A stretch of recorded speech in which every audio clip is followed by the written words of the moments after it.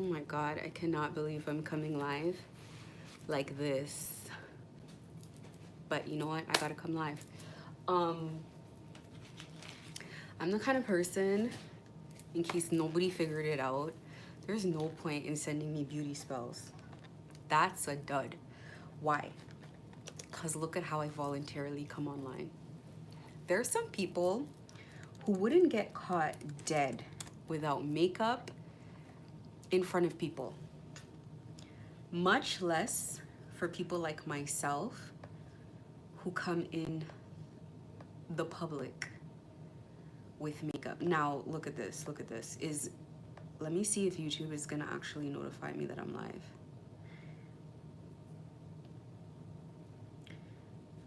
My account has been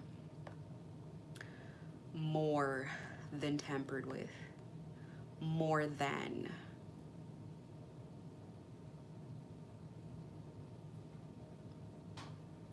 More than tampered with.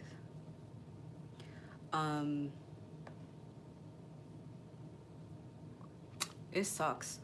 I worked for a while to try to build up this channel, and then I just got to the point where I was just like,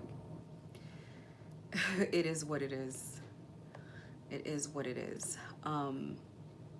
In the middle of a spiritual battle, spiritual warfare, whatever you want to call it, there is a lot to think about. There's a lot to worry about.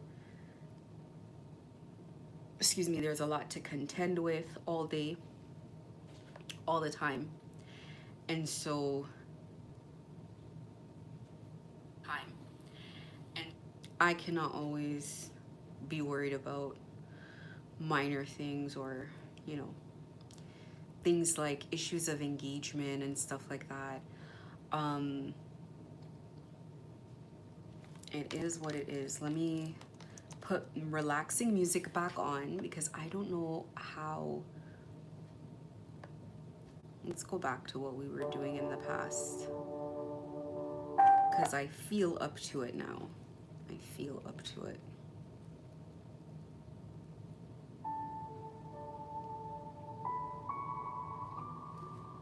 Okay, there we are.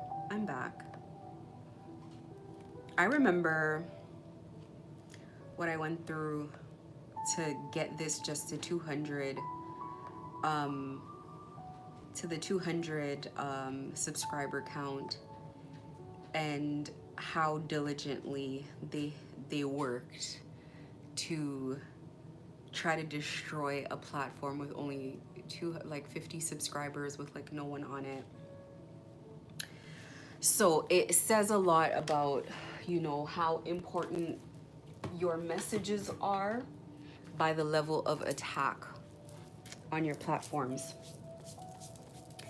And having some sort of, what word would I use? Having some sort of understanding about what you're going through puts things into perspective. Because I sit there a lot of the times and I'm like, how is this so serious? If people down you all the time and they always talk down on you, why are they so hyper focused on you? Because they admire you, because they want to be you, literally. Like they want what you have. They want who you are. They want to be you. Realistically speaking, some of the things that people talk about us for, these things are not things that anybody should care about. It's like if someone talks about your weight, talks about your race, talks about your, I don't know, your sexual preference, all of that, they don't like you. It's not about any of that. Nobody like wakes up in the morning, and I'm not talking about me, I'm talking about also when I talk about people like that. You don't like the person. Nobody cares. These are not things that people are supposed to care about. Nobody cares what, okay, I'm not gonna say nobody, maybe there are people that do care about your race. The race thing I don't identify with so much, so I'm not sure how that goes for people and why that is, but I know for me, like I could care less somebody's weight, somebody's this or somebody's that. Somebody's trolling you because they either don't like you or there's something in it to be paid from it or something or the other. That's really what it boils down to. It does not boil down to actually caring. Like, of all the things that you have to do in the course of a day, you definitely don't care about what somebody, the number on the scale for somebody else. Like, let's be very real. So that's one of the things that I constantly, like, I feel like I have to say whenever I talk about TIs is just, you gotta think big picture. People are gonna want to focus on things like, and they're not focusing on it because they care. They're definitely not focusing on it because it's true. It is super not true, but it is just the little information that I'll speak for myself. The little information that they got from me, be that information true or not, is the only, it's like what they can use.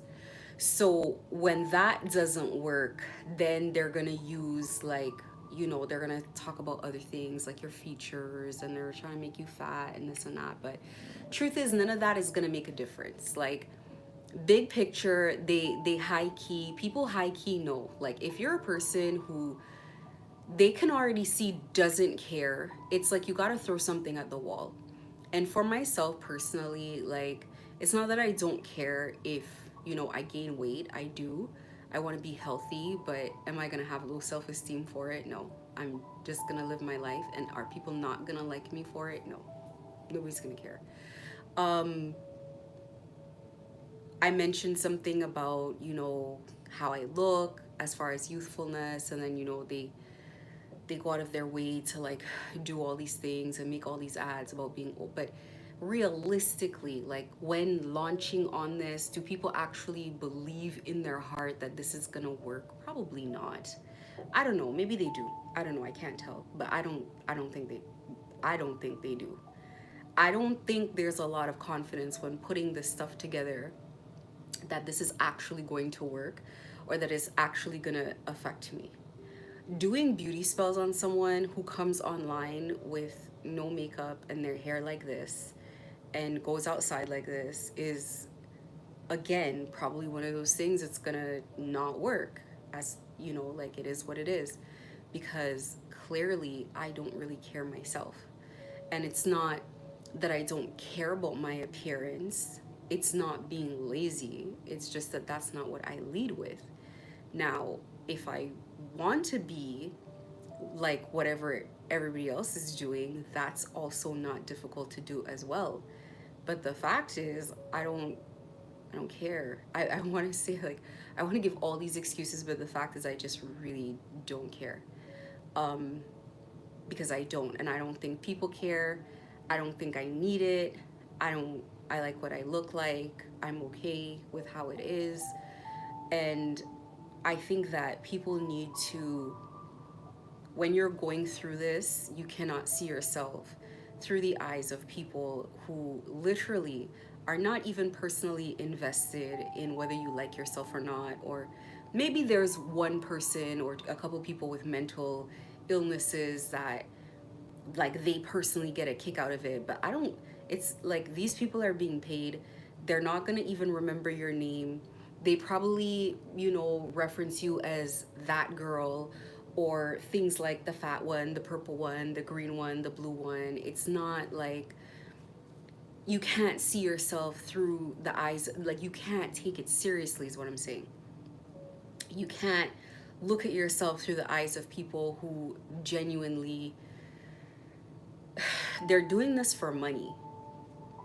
So when they go to bed at night, they have their own problems and their own things to worry about. They're genuinely not worried about things like if you're fat, if you're tall, if you're short.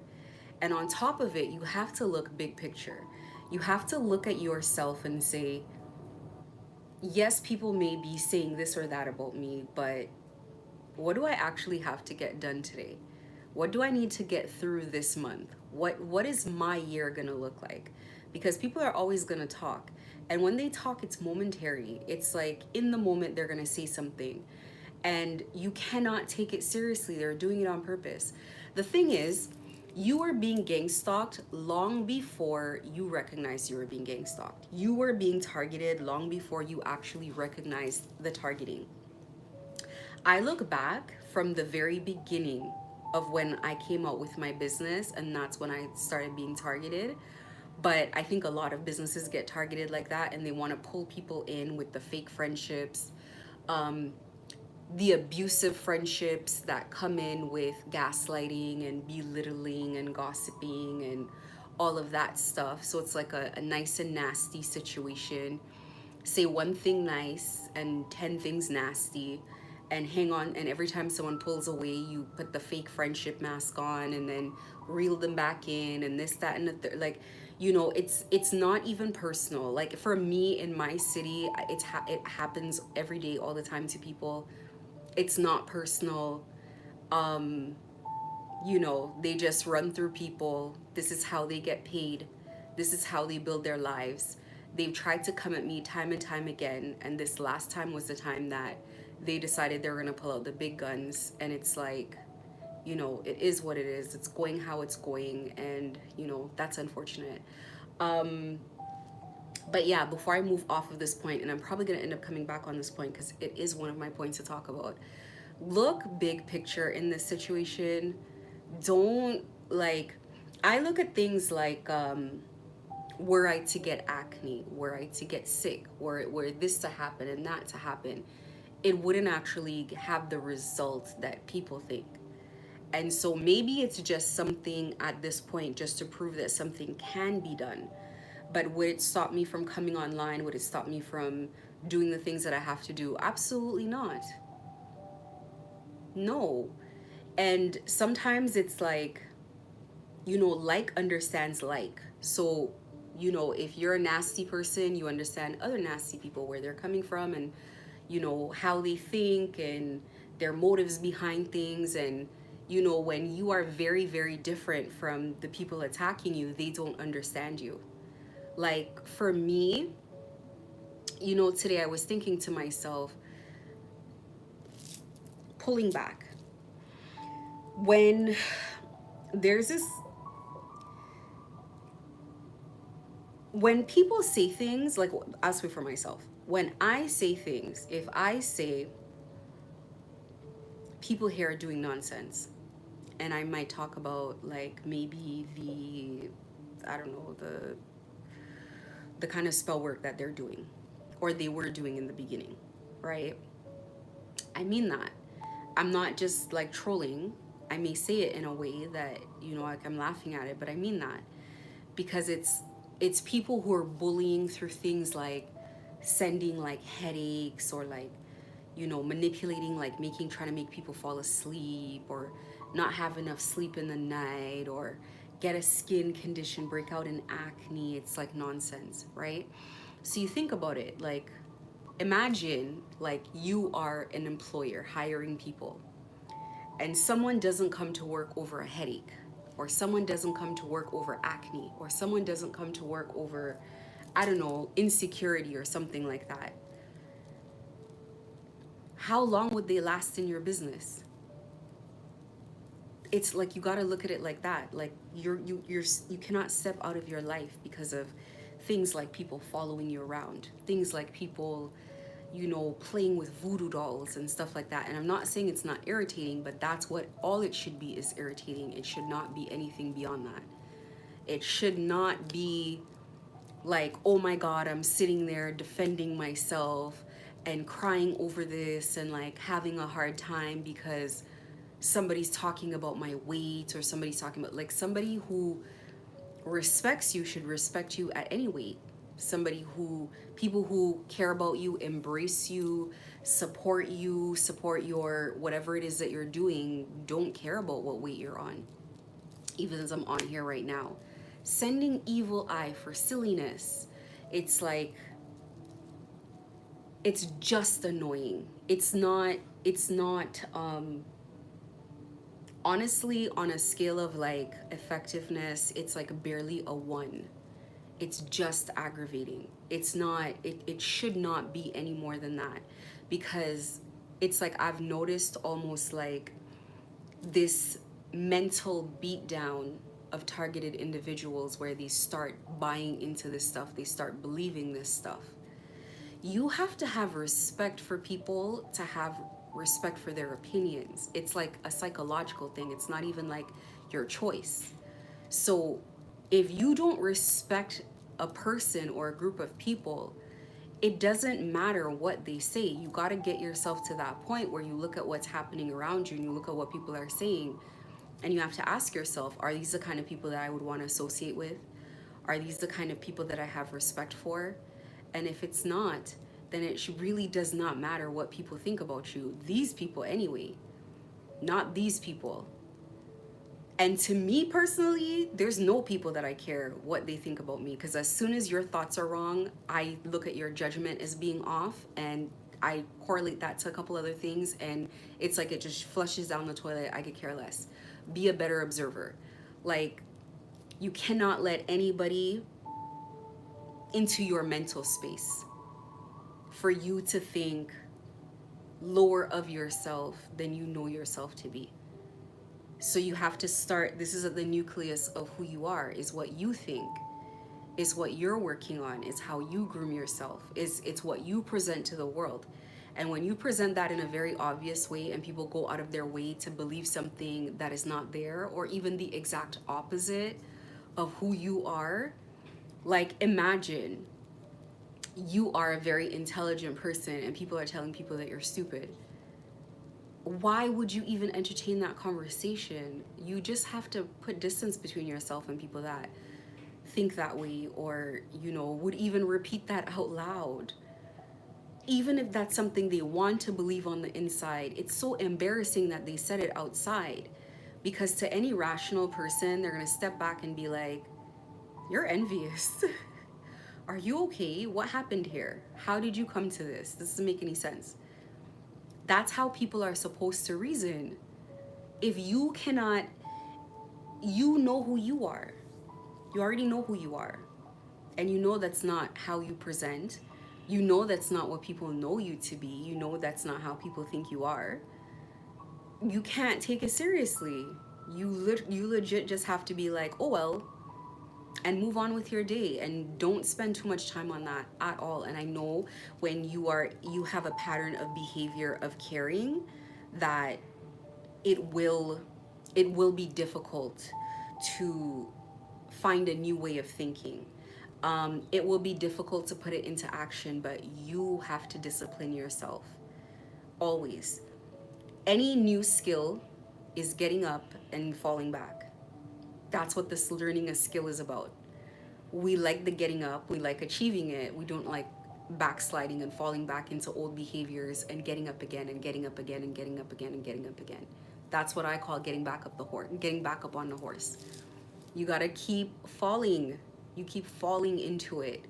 And then one day, you know, it becomes more of a habit until it becomes something that is natural for you. You gotta train yourself with everything. Now, lucky for you in gang stalking, behaviors are repeated so often that you have no choice but to have a lot of opportunity to practice things over and over. So for myself, be it anxiety attacks, be it psychic attacks, be it healing myself, be it patience, whatever it is, there is so much opportunity to practice that I have no choice but to be good at it. I have little choice but to be good at it. There are only so many times that you're gonna get an anxiety attack and it's gonna work. There are only so many times that you're gonna get I don't know, some type of thing thrown at you and it's gonna work. There's only so many times that people are gonna follow you and be weird and it's gonna work. Gang stalking, it works one of two ways. If they're trying to push you into something, it is a short-term thing. They need to hurry up, shove you in whatever it is and get it done. If they're gonna do it in long term, it needs to work. And the minute it stops working, it's a wasted effort. You literally could have the same cars follow you. Let's say they did it like that. It's the same car that follows you every day. After a certain number of days, it stops working. It stops being scary. It becomes normal. It's part of your life. It's part of what's happening here. You have people attack you every day. It's part of what happens here. You have people, it's like coming into a room or coming into a company and okay, this is a true story. There's a restaurant that I know of that's haunted. It legit is. I don't care if you believe in ghosts or not. Well, actually, maybe I do. Maybe not everybody can feel it. I don't know. But it's haunted. And I remember the first time they said to me, they're like, there's a ghost here. And I was like, okay. And I didn't even believe in ghosts back then. Well, I don't know. I don't know if I did or not, but whatever. So I went to the washroom and I felt it. And it wasn't menacing. It wasn't scary, but it wants you to know that it's there. It wasn't like shoving you out or anything, but it wants you to know that it's there. And I used the washroom. I came back down. I'm like, there's definitely, it's there. And they're like, yeah. And I'm like, it's a female energy. It's a girl. And they're like, how can you tell? And one of the other people were like, yeah, it is a girl. So obviously she can feel that as well. But it's like that. When you're the first person that comes and they tell you it's haunted, you're like, oh my gosh, it's haunted. And then the other people are like, it's haunted, and they put your plate down and they go. Or you come and tell them that it's haunted and they're all gonna like laugh because they're like, that's normal here. So you got to get yourself to your gang stalking place where that's normal here. That's how we talk. So it's not even a thing anymore. It's not even a thing that you're like pointing out to people like, oh, see that, oh, see that, oh, see that. It's just whatever. This is normal. This is what happens here. This is how this works. You eventually work around it. If the world were to stop today, we were in a zombie apocalypse, the first 6 months, the first year, hell, even the first year and a half, I'll push it that far. It's gonna be, in the first 6 months, shocking. That is probably what's gonna cause the biggest mental breakdown. Is it's so shocking, like, could this be?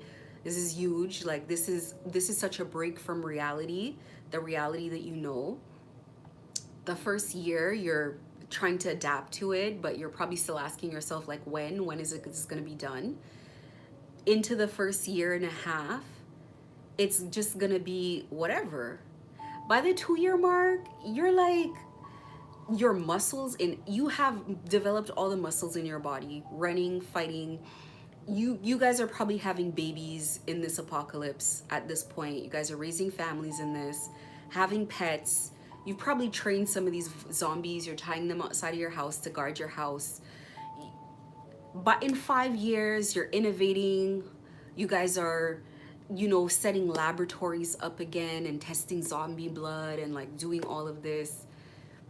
10 years, we have a zombie school that's blended school. In 100 years, a zombie's running for president. It's like, at some point, there's like a breaking point.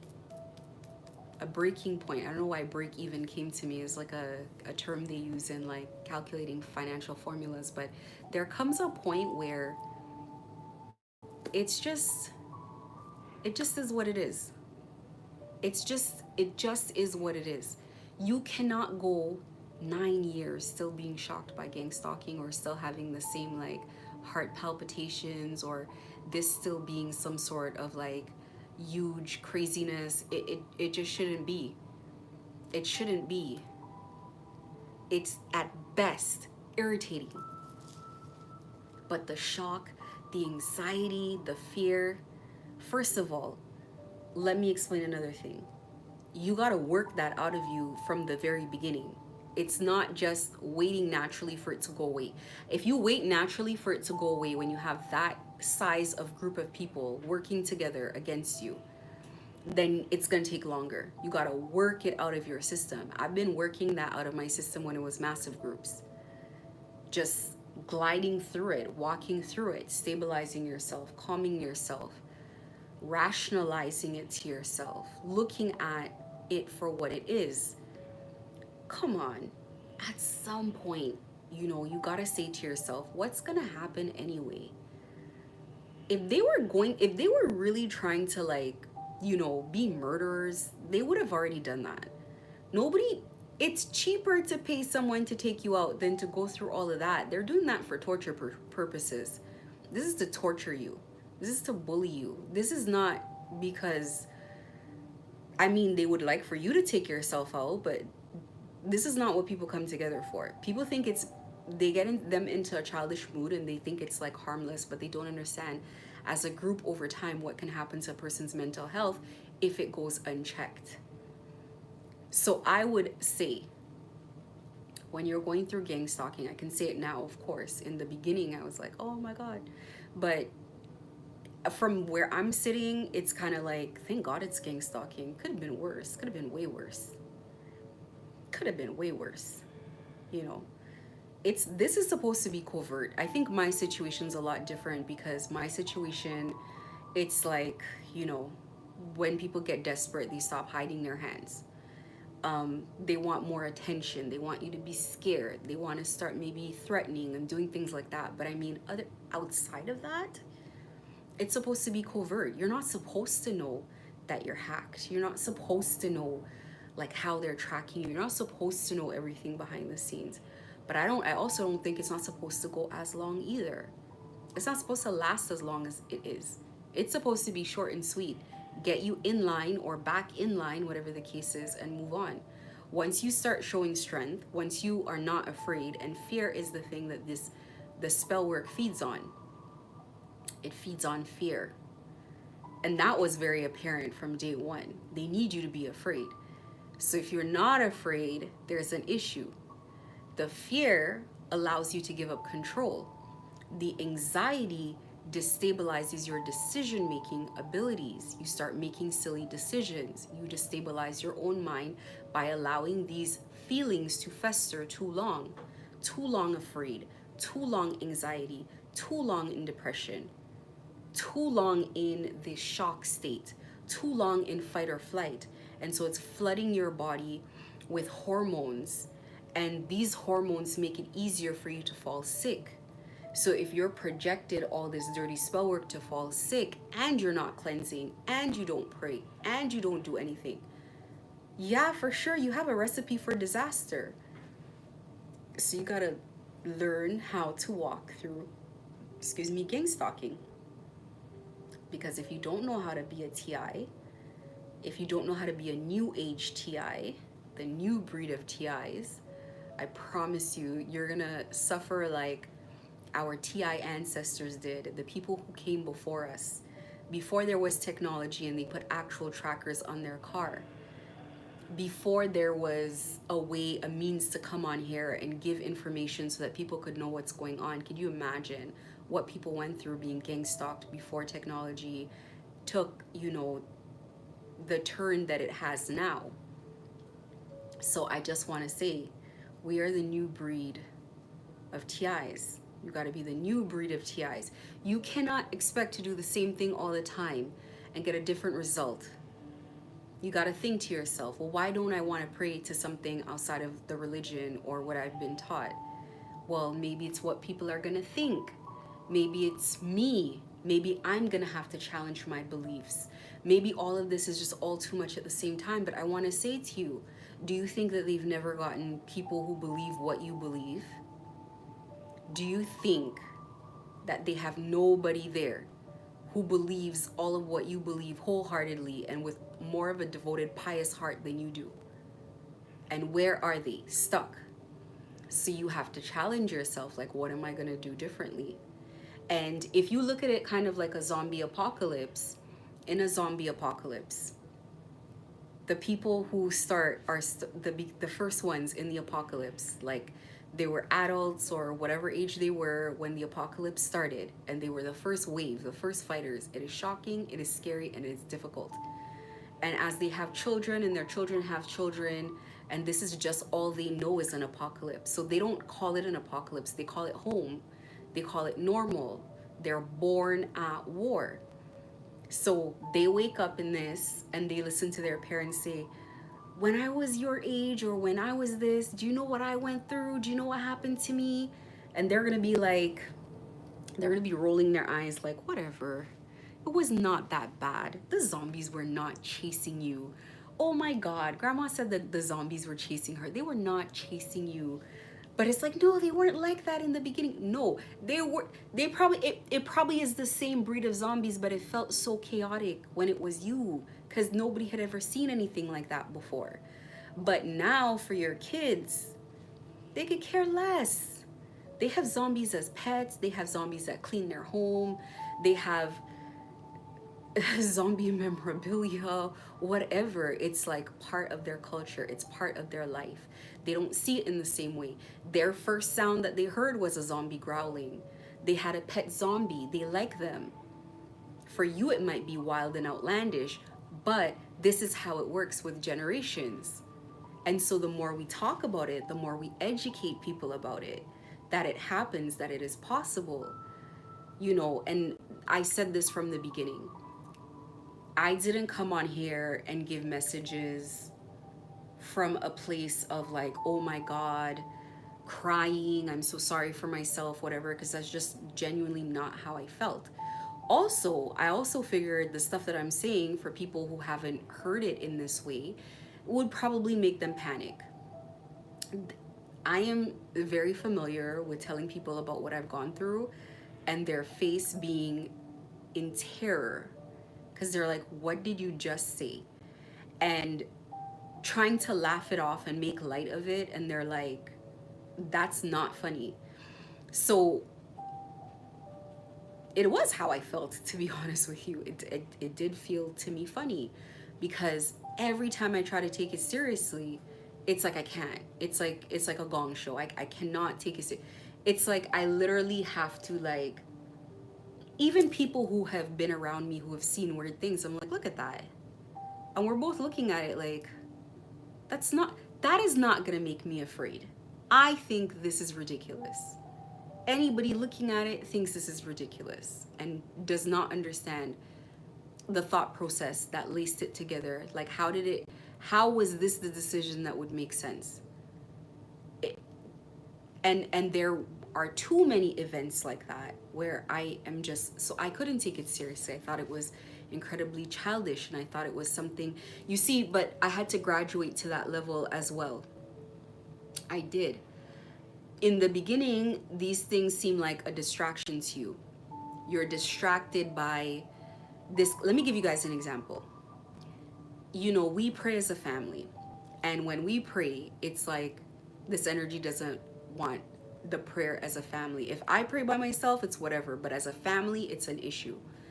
And if all else fails, it's like my two cats are spayed and neutered. They don't have like desires. One cat tries to mount the other, and I think it is one of the most ridiculous things ever, because it's like, it's childish. It's a childish response to not wanting something to happen. So it's like, you have to shake your head. You have to be like, I'm not taking this seriously, because how's this gonna stop the prayer? You separate the cats. That's it. And I want you to look at your gang stalking journey like that.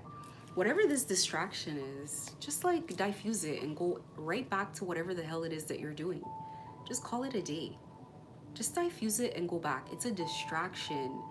And they know it's a distraction, and they know logically it's not going to stop you. The distraction works when there is fear and anxiety and shock in your system. When you've accepted that this is part of your scenery, it just looks like childish, looks like nonsense, and you just go back to your day. Because how can this be a regular thing? This cannot be a regular interruption. This is a 1, 2, maybe 3 times max thing. This can't be forever. How long can this go on? How long can this particular distraction work? Got to keep innovating with these distractions, innovating with it. And I think that's a tough job. Now, I heard the kind of numbers they were quoting about what it costs to gang stalk someone. I don't think these numbers are, I don't know if these numbers are real. I hope not. I would think maybe it costs like 50 grand or 100 grand or something like that. That's what I would think. It has to cost something. It cannot be $10,000. It cannot be $5,000. Like, I find that, the hell are you gonna do with $5,000 to go through all? So that means gang stalkers are not paid. I don't know. I don't know how this works. I'm thinking people who do this must have hundreds and thousands of dollars. Like, I don't know. I don't get it. I don't get how it works, but it doesn't sound lucrative, and certainly not for the kind of effort that one has to put in.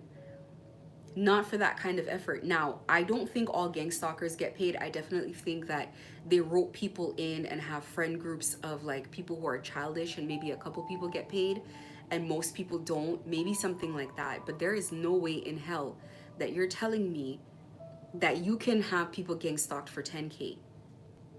Oh my God. No, no, no, no. Let me explain something. Gang stalking involves elaborate scams.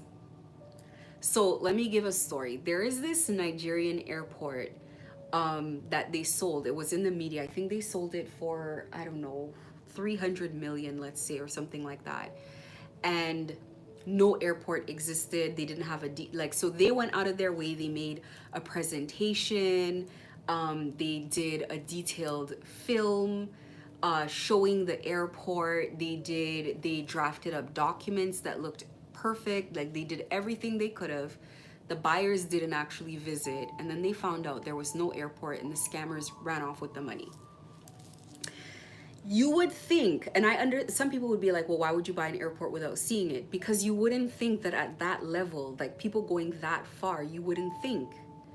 You would think there's no way, especially say, for example, if you walked into the bank branch and like you spoke to them there, and then they did the presentation in the office at the consulate general and this, that, and the third. That's how far they go with gang stalking to create illusions. I know something at the consulate office, we can ask them to use there. Or I know someone at the bank, we can ask them to use one of the rooms. Let's arrange it. When your boss is off sick at work, we'll do a little bit of spell work. Da da da. Like, this is how they put it together.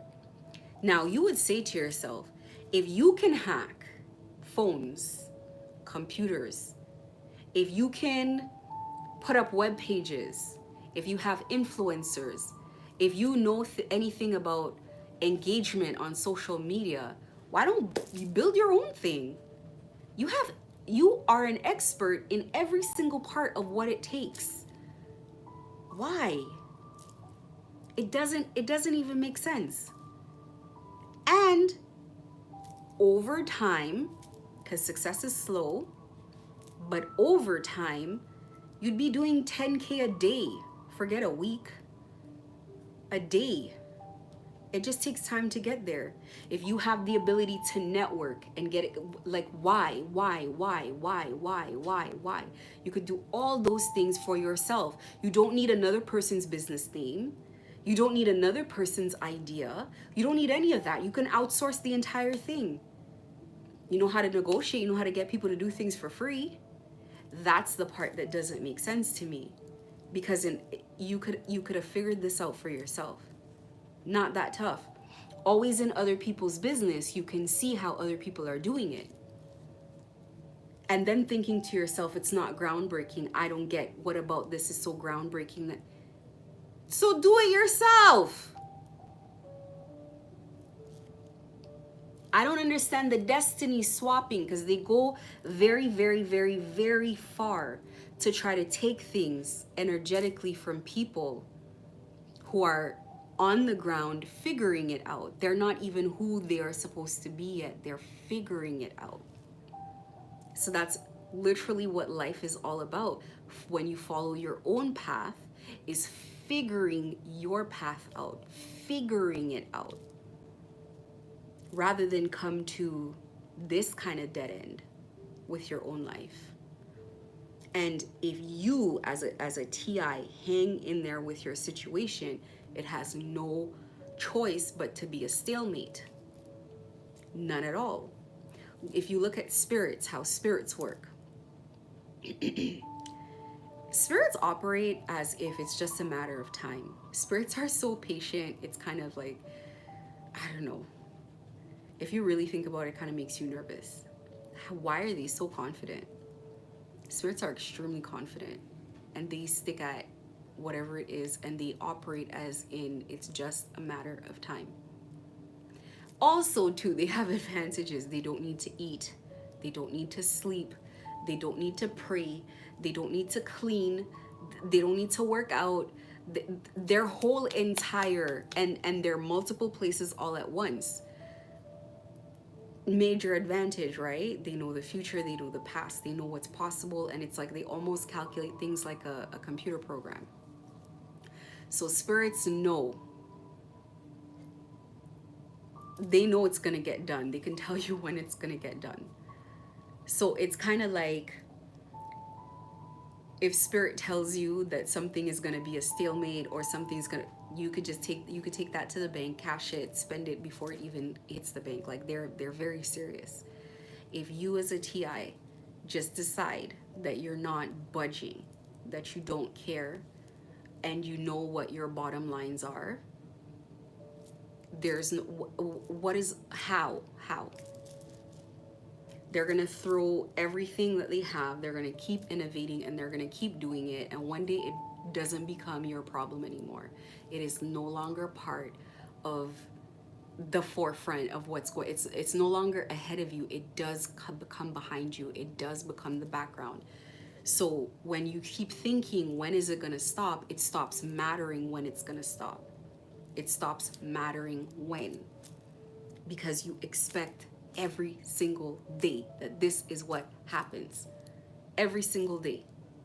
You know, when you pray, this happens. When you eat, this happens. When you meditate, this happens. When you go outside, this happens. Every day.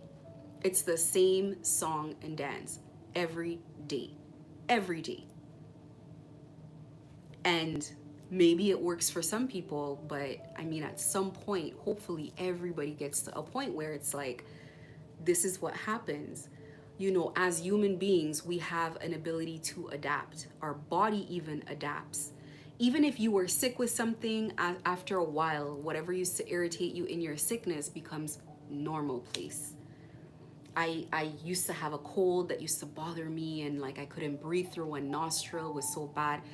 And like day 5 of having a cold, one nose is runny, can't breathe through the other one, it's blocked, and you're just sniffling and going about your day and whatever. Eventually it goes away. But if it didn't go away, this would just be who you are.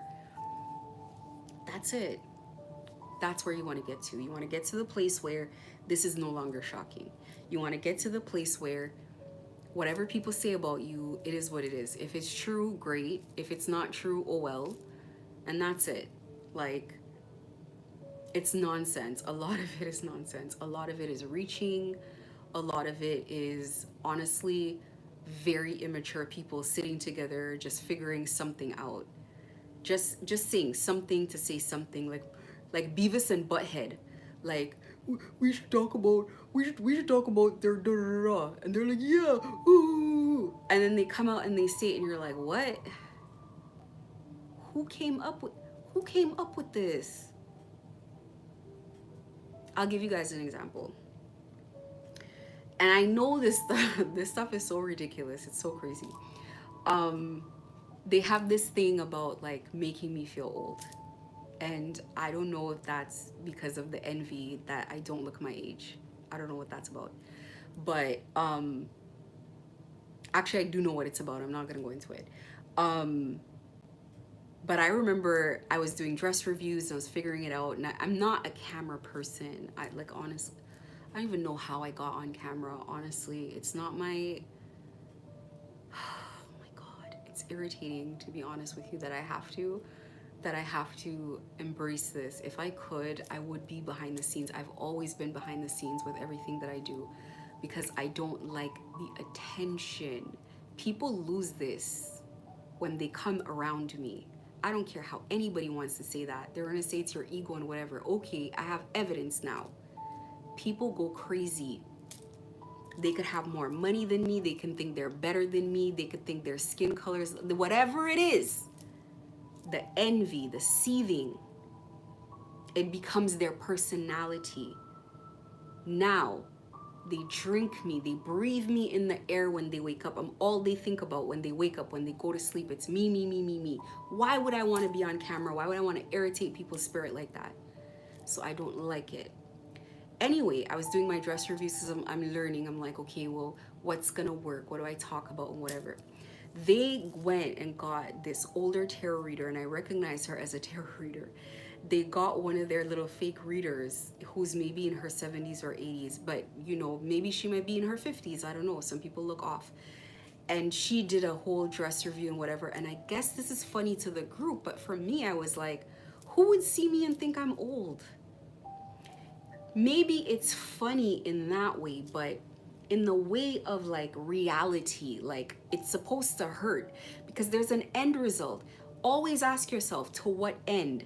Yes, we have gone ahead and made this video, done this production. It mimics what I did, but to what end? Would it make me feel insecure? Would it make me not like myself? Would it make me accept selling drugs? If it doesn't come to that end, then the whole production was a waste of time. It looks like people are wasting their time, other people's time, making people film this, buying the drug, getting the outfit.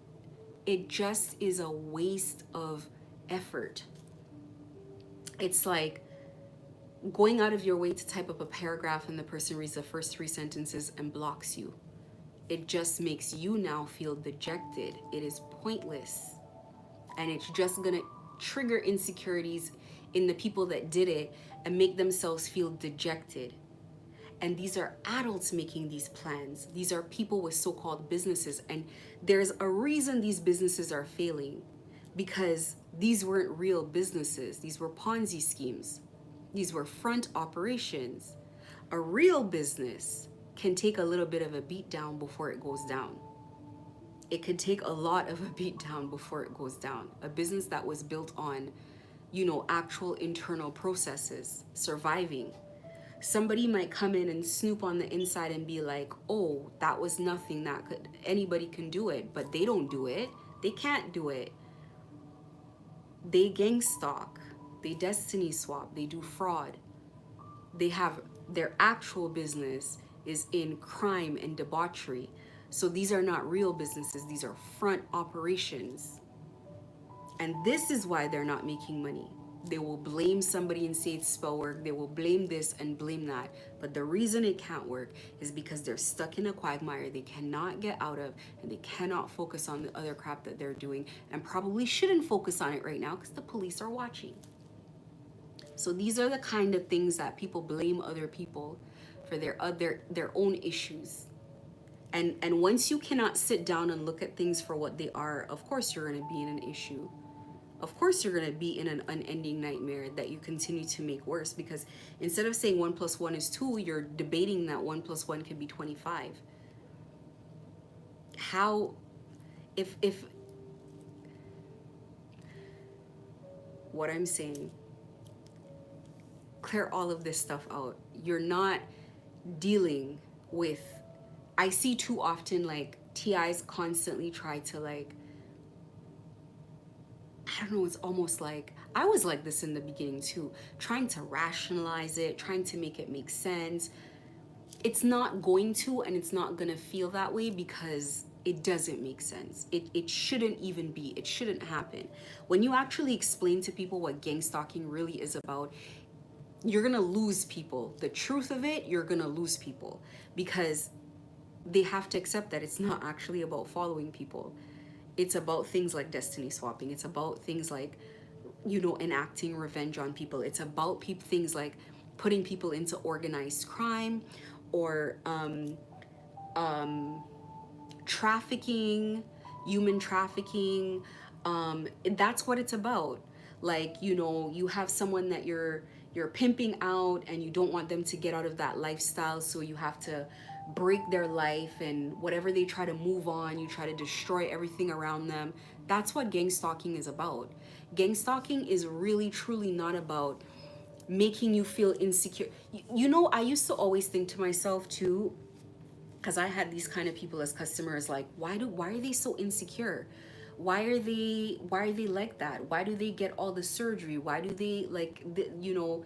And then I realized, oh, okay, now I was like, oh, They need them reliant on whoever these pimps are, not just financially but mentally.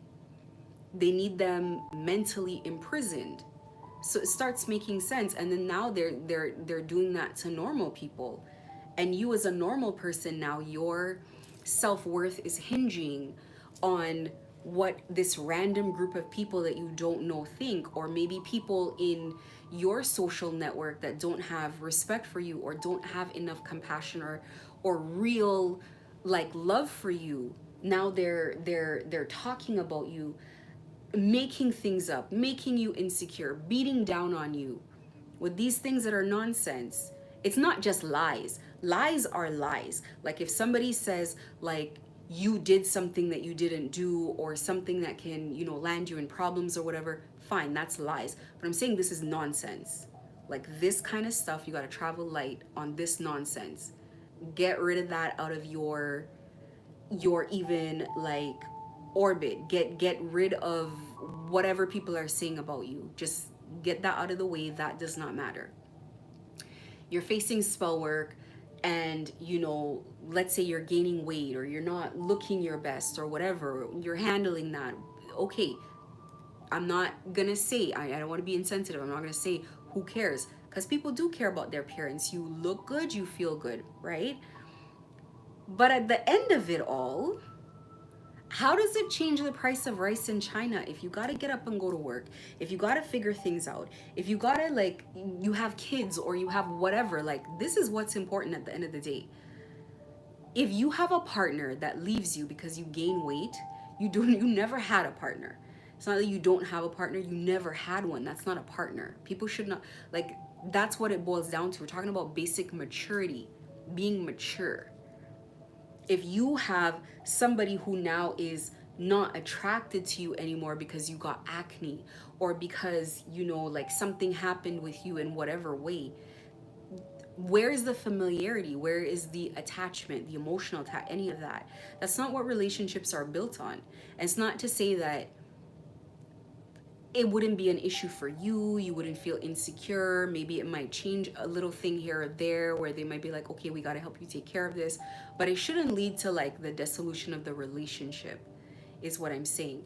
And whether it's friends, whether it's acquaintances or family, that is not how this works. This is not how these relationships work. These relationships are supposed to be built on loyalty.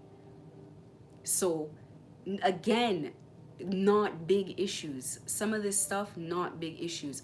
I remember someone said to me, like, they said something about like they feel like, I don't know, it was, I can't remember now, but it was something that was so sad to hear, because you knew it wasn't their words. It was something someone else said to them, and this person just seemed to have like such a very kind personality that it has to be demonic to like be down on kind, sensitive people. It has to be demonic. So in what world are they a threat to you? In what world are you irritated by nice people? What's wrong with you? Like, I've always wondered that. What's wrong with people? Why would the nice people be the people that you want to be down on? It makes no sense. And you have human demons walking around that on full display, and no one sees any problem with this. And every time they do something stupid, everybody like looks down at their shoes. But it's the nice person who's kind that's the issue. This place is backwards. And if it were up to me, anyway. So that's some of the stuff that I want to say, because I feel like we have to step back a lot of the times with the kind of stuff that is going on here, and we have to ask ourselves, have we lost our minds, or are we just like too deep in the choky that it's, you know, we're not seeing clearly? This stuff is really dumb. Like, it really is dumb. It takes immature people. It takes people that didn't believe they could do better in life to come up with this stuff. And I'm not saying that to down on people. I'm saying that as the truth. It takes people that really did not believe in whatever gifts that they had to come up with this kind of stuff. This is craziness, and it's ridiculous. And if you cannot get out of a crazy situation on your own, with your own, You know, you don't have a magic wand where you can make it stop. Then you need to adapt to your environment and start adapting to it as quickly as possible, because chances are you're going to be here for a while, and it's also going to be dumb stuff. It's not going to be worth your time. Every human being walking, someone can look at you long enough and come up with something to say. That's just part of being a human being. We have some of the world's most beautiful people that they still find something to say about them. You are going to be no different. Be very realistic with yourself. Like, and I really mean that literally. Be realistic with yourself and say, like, am I what these people are talking about? Can these people truly affect the things in my life, or how much can they affect? They maybe can have an effect on it, but if I focus on it, if I take my time, if I try to figure it out, can this destroy my life? Or am I gonna allow it to destroy my life? It might take some time to figure it out, and it will take some time to figure it out. But eventually you're gonna figure it out. And eventually you're gonna get to the place where, like I said, it needs to work its way into the background. You need to become a TI that fights back.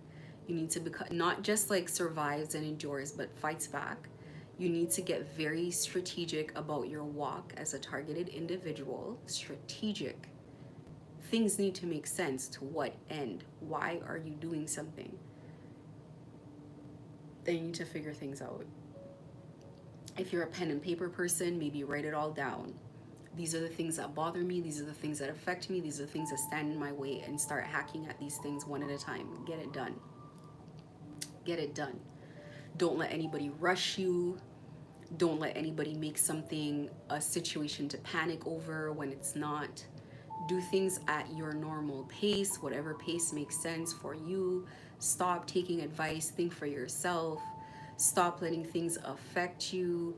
Yeah, there's some things you're going to be like, that makes sense. There's some things you're going to explore and be like, let me explore this. Like, you have to be more observant of yourself, or just as observant of yourself as they are of you. When people play these little childish games, they want to do these, like, run these like human experiments on you. Well, if I do this, then that happens. I mean, I hate for the conversation to always go here. But honestly, when you find out the people that you're dealing with, like if you were to actually take gang stalking away and actually like sit down and like have a meal with these people and like talk to them, you would realize that possibly you guys are giving it a lot more respect than it deserves. Honestly, I'm not taking away from the fact that it's shocking. I'm not taking away from the fact that it's scary, but I'm just saying, in the beginning, every time it was like scared, nonsense. And it's like, okay, you can't even stay scared of it long enough, because it's nonsense. It's constant nonsense. And that's really all you're navigating nonsense. So you got to get to the point where you got to be like, all right, if I'm going to deal with, I already know that everything I try to do, big or small, but it's mostly going to be small. Everything that I try to do is going to have some sort of like man-made hurdle in it. What is the point of racing through it then? What is the point of every single time you have something to do of feeling like this panic, this anxiety, this, like, what is the point? At what point does it become normal? At what point does it just become the way things are happening right now? Now, also, pull back a little bit and ask yourself, has it not always been like this? Why? Because your gang stalking has just went overt. It's always been like this because they've been quietly trying to sabotage you from before. So it's always been like this. Now you just see it. So they add the element of showing you themselves as an opposition to really add this hopelessness to it. Like, I don't want to do it because I know I'm fighting something. But what about when you didn't know you were fighting it? Wasn't it the same thing? Wasn't it the same thing? Yes. When you didn't know who was behind it and where it was coming from, it was the same thing. people were treating you this way, people were behaving like this, people were going out of their way to just be mean, to be nasty, to not give you opportunities, to block you. It's always been this way. Now you just know who the idiots are. Now you're seeing them. Now they're following you everywhere. Now they're doing all of this extra stuff. So because they put themselves out there, now you've created, it's like they're behind the curtain and all you're seeing is the shadow. And the shadow looks massive. So you're like, oh my God, there's a huge monster behind there. And really, it's a dumbass. It's Pinocchio behind the curtain. And you're like, I could just kick the head off of this thing. Who cares? That's how it is. It literally, if you found out who your chief gang stalker is, no, no, no, no. It's childish. It's childish. It has to be childish to be irritating. If it's irritating, it's because it's childish. It's irritating because it's childish. It's like paid childishness. It's paid childishness. It's not like, you know, they have to go in the scummy parts of the earth to go find this stuff, to do this stuff to people. It's not like you go to the yellow pages to find like a solution to your problem. You go somewhere scummy. You gotta, these are people that normal people don't want to be associated with in the light. When they're, if they were to be honest about themselves and what they do, normal people wouldn't want to be associated with this in the light. It's like you go to like a place to get something done that's like unsavory, and then you can go outside and pretend like you're a fancy person. But this is where you go behind the scenes to get something scummy done. This is what this is. This is all this is. All the narratives about like the government, weapons, machines. They're selling machines to TIs for like 5,000, 3,000, whatever overpriced money to combat spell work. Another way that they're just taking advantage of people, making this more complicated than this is. This is not, this is at a surface level when you look at it, this is that, this is all that is. This is all that is. An ex-husband, an ex-business partner, an employer who can't do something else, who wants you out of their company or just despises you or whatever, and gets to the point where they're gonna go out of their way to do this nonsense. That's all it is.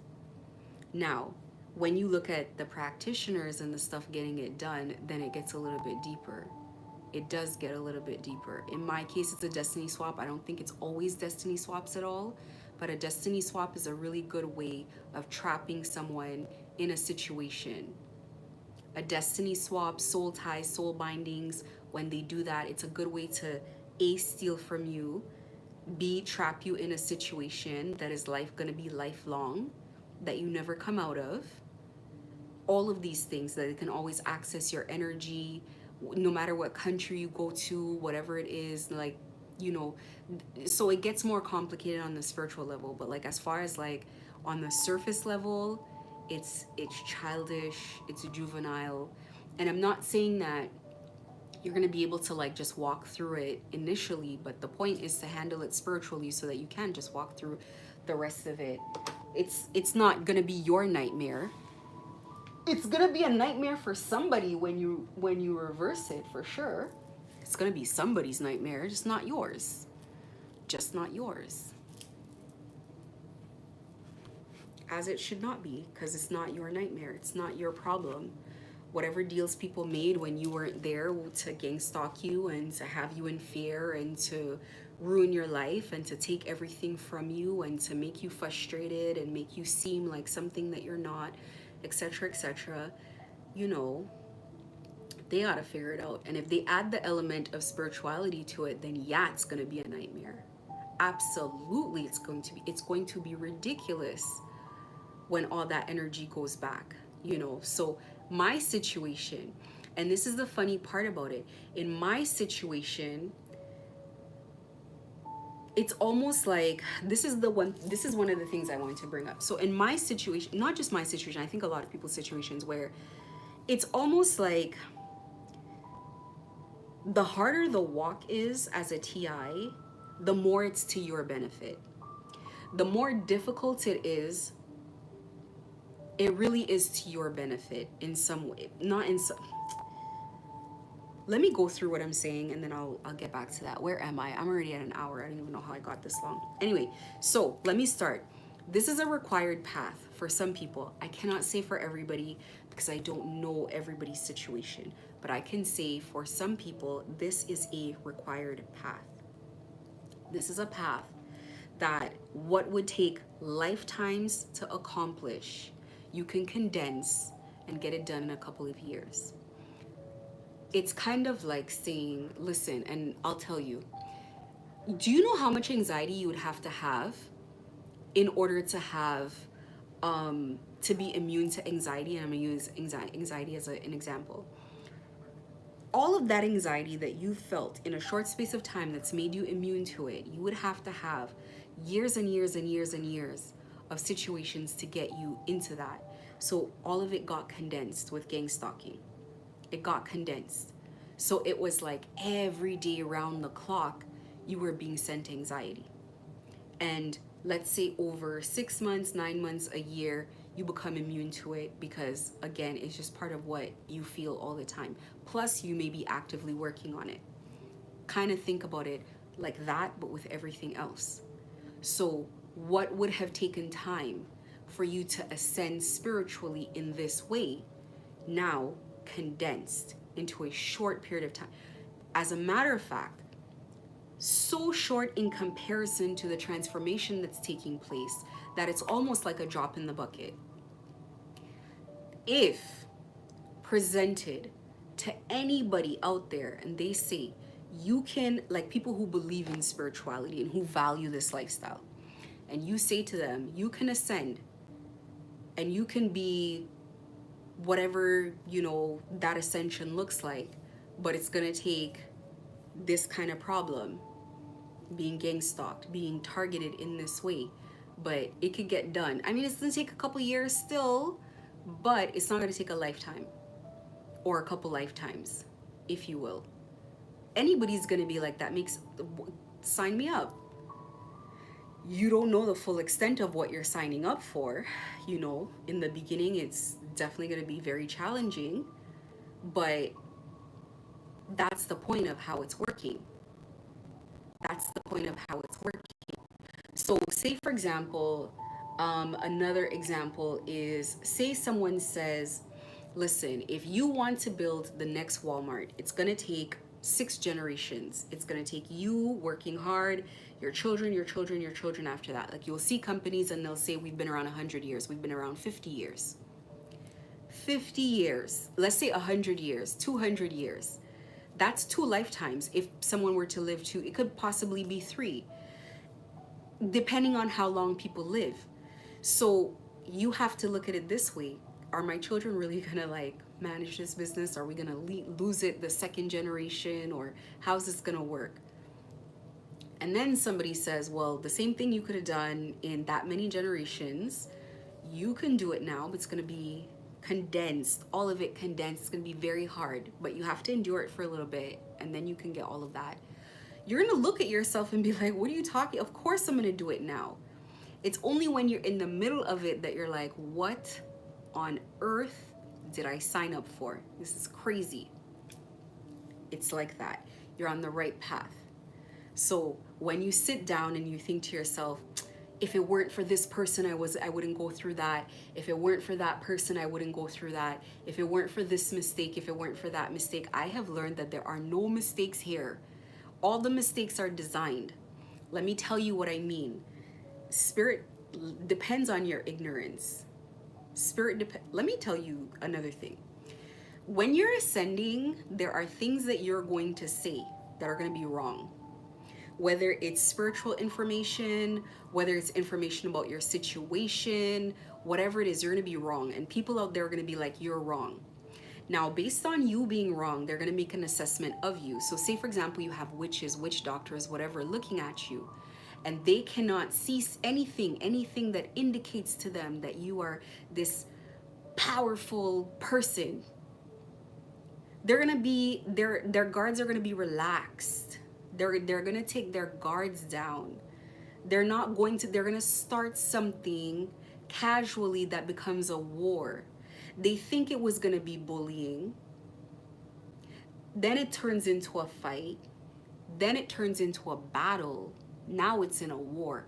Battle after battle after battle after battle after battle after battle. Now they start realizing just truly how big of a problem this is. So it's kind of like a very strong army. They send in the kid to go over there. They take all the kids, this is 16 kids, and they give them even like paper swords, and they make one of them go over there and say, we're gonna fight back. And then the other kids come out of the bushes and they're like, yeah, we're gonna fight back. And then they're like, what? So they send the rest of the people home. They're like, whatever, I'll just handle this myself. I'll be done in 30 minutes. And then they're there by themselves. And then these giants come out of the bushes, come out of nowhere. And then these drones come out. And then aliens come out. And it's like things keep coming out. Now you gotta scramble, call your people back. Somebody was on the toilet. Some of them were with their wife having intimate moments.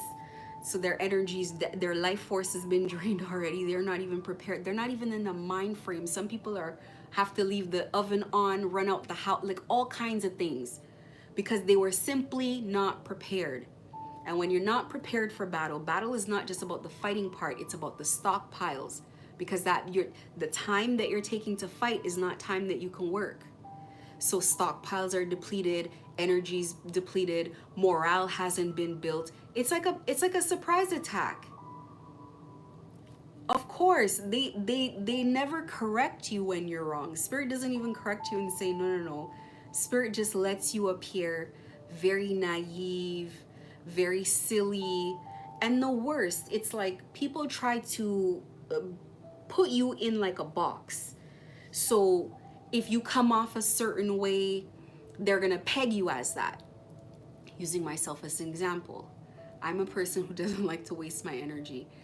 And maybe that's what being an introvert is, I don't know. But I'm not gonna argue with anyone about anything. So if somebody says 1 + 1 is 25, my natural reaction is like, okay. I'm not even laughing, I'll be like, oh. And they're gonna look at me and just be like, she's dumb, because she didn't even like. But it's like, I don't feel, it's not even that I don't feel a need to prove myself that I know 1 + 1 is 2. Is that I don't even want to offend you, because what if you really think that? I don't want to make you feel like low about yourself or whatever. So I'm just like, oh, okay. And also, I want to get back to my day as well. Like, I took time out of my day to be polite, but I have other things I would have preferred to do, but I'm trying to be nice. That's the background story behind it. But when they see it in the upfront, they're going to be like, this person's silly. They see someone dressed like this with hair like this, you look very childish. Sometimes I behave very childish as well. Not in an immature way, but very childlike. Like, I like to laugh. I think a lot of things are funny that are not funny. It's not that I'm not taking it seriously. I am taking it seriously. It's just that I find humor in a lot of things. So it's like all of these things come together. Yes, it's gonna look like this is very childish. This is gonna be done in 30 minutes. And they ignore the things that are in front of them. The business, the accomplishments, how much drive it takes, how much effort. All of this together looks like it's taking. We've looked into the background. There's no husband, there's nobody behind it. So it's like they can, and this is something about the mind, the human mind, I notice. You can see something in front of you, but because it appears in this package, you keep thinking to yourself, there's no way. So I get it. So it's almost like you put yourself in a situation where you made yourself shocked. You made yourself be shocked. But when you really step back, you're like, it was in front of me the whole time. This diligence, this persistence, this resilience, this determination, this hard work. This person has applied all of these attributes into now fighting this issue, and this issue being me, and this person is bringing all of these attributes that they use to build their life into dealing with their situation, which is only logical. So technically, had anybody sit there with the pen and paper and a calculator, they could have figured it out. Like, it wouldn't have been a huge stretch. But this is how it appears, and spirit knows that. Spirits know, like, spirits know you more than you know yourself. Spirit allows for you to get triggered, allows for you to get mad, allows for what looks like self-sabotage. Everything here is on the path. It is meant to be like just the way it's playing out right now. It is meant to be like that. Believe me, if you're about to really make a real mistake, they'll grab you, they'll stop you. They will not make you, everybody knows there's a time you would have said something and you keep your mouth shut and you don't know why. You would have done something and normally you would have, and you did multiple times, but this time you don't. If they want to stop you, they can stop you. They can keep this thing on course. They have the ability to do that.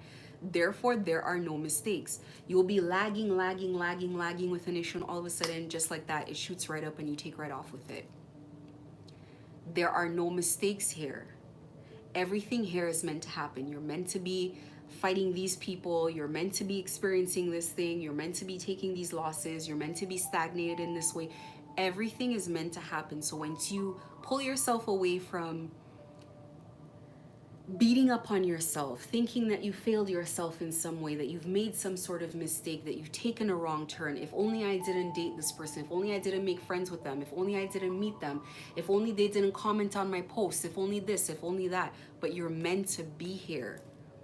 This is the walk. This is part of it. So you're on the right path, and I have to drive that home because there's a sense of regret with every TI. Like, I wish this didn't happen. How comes it's me and whatever.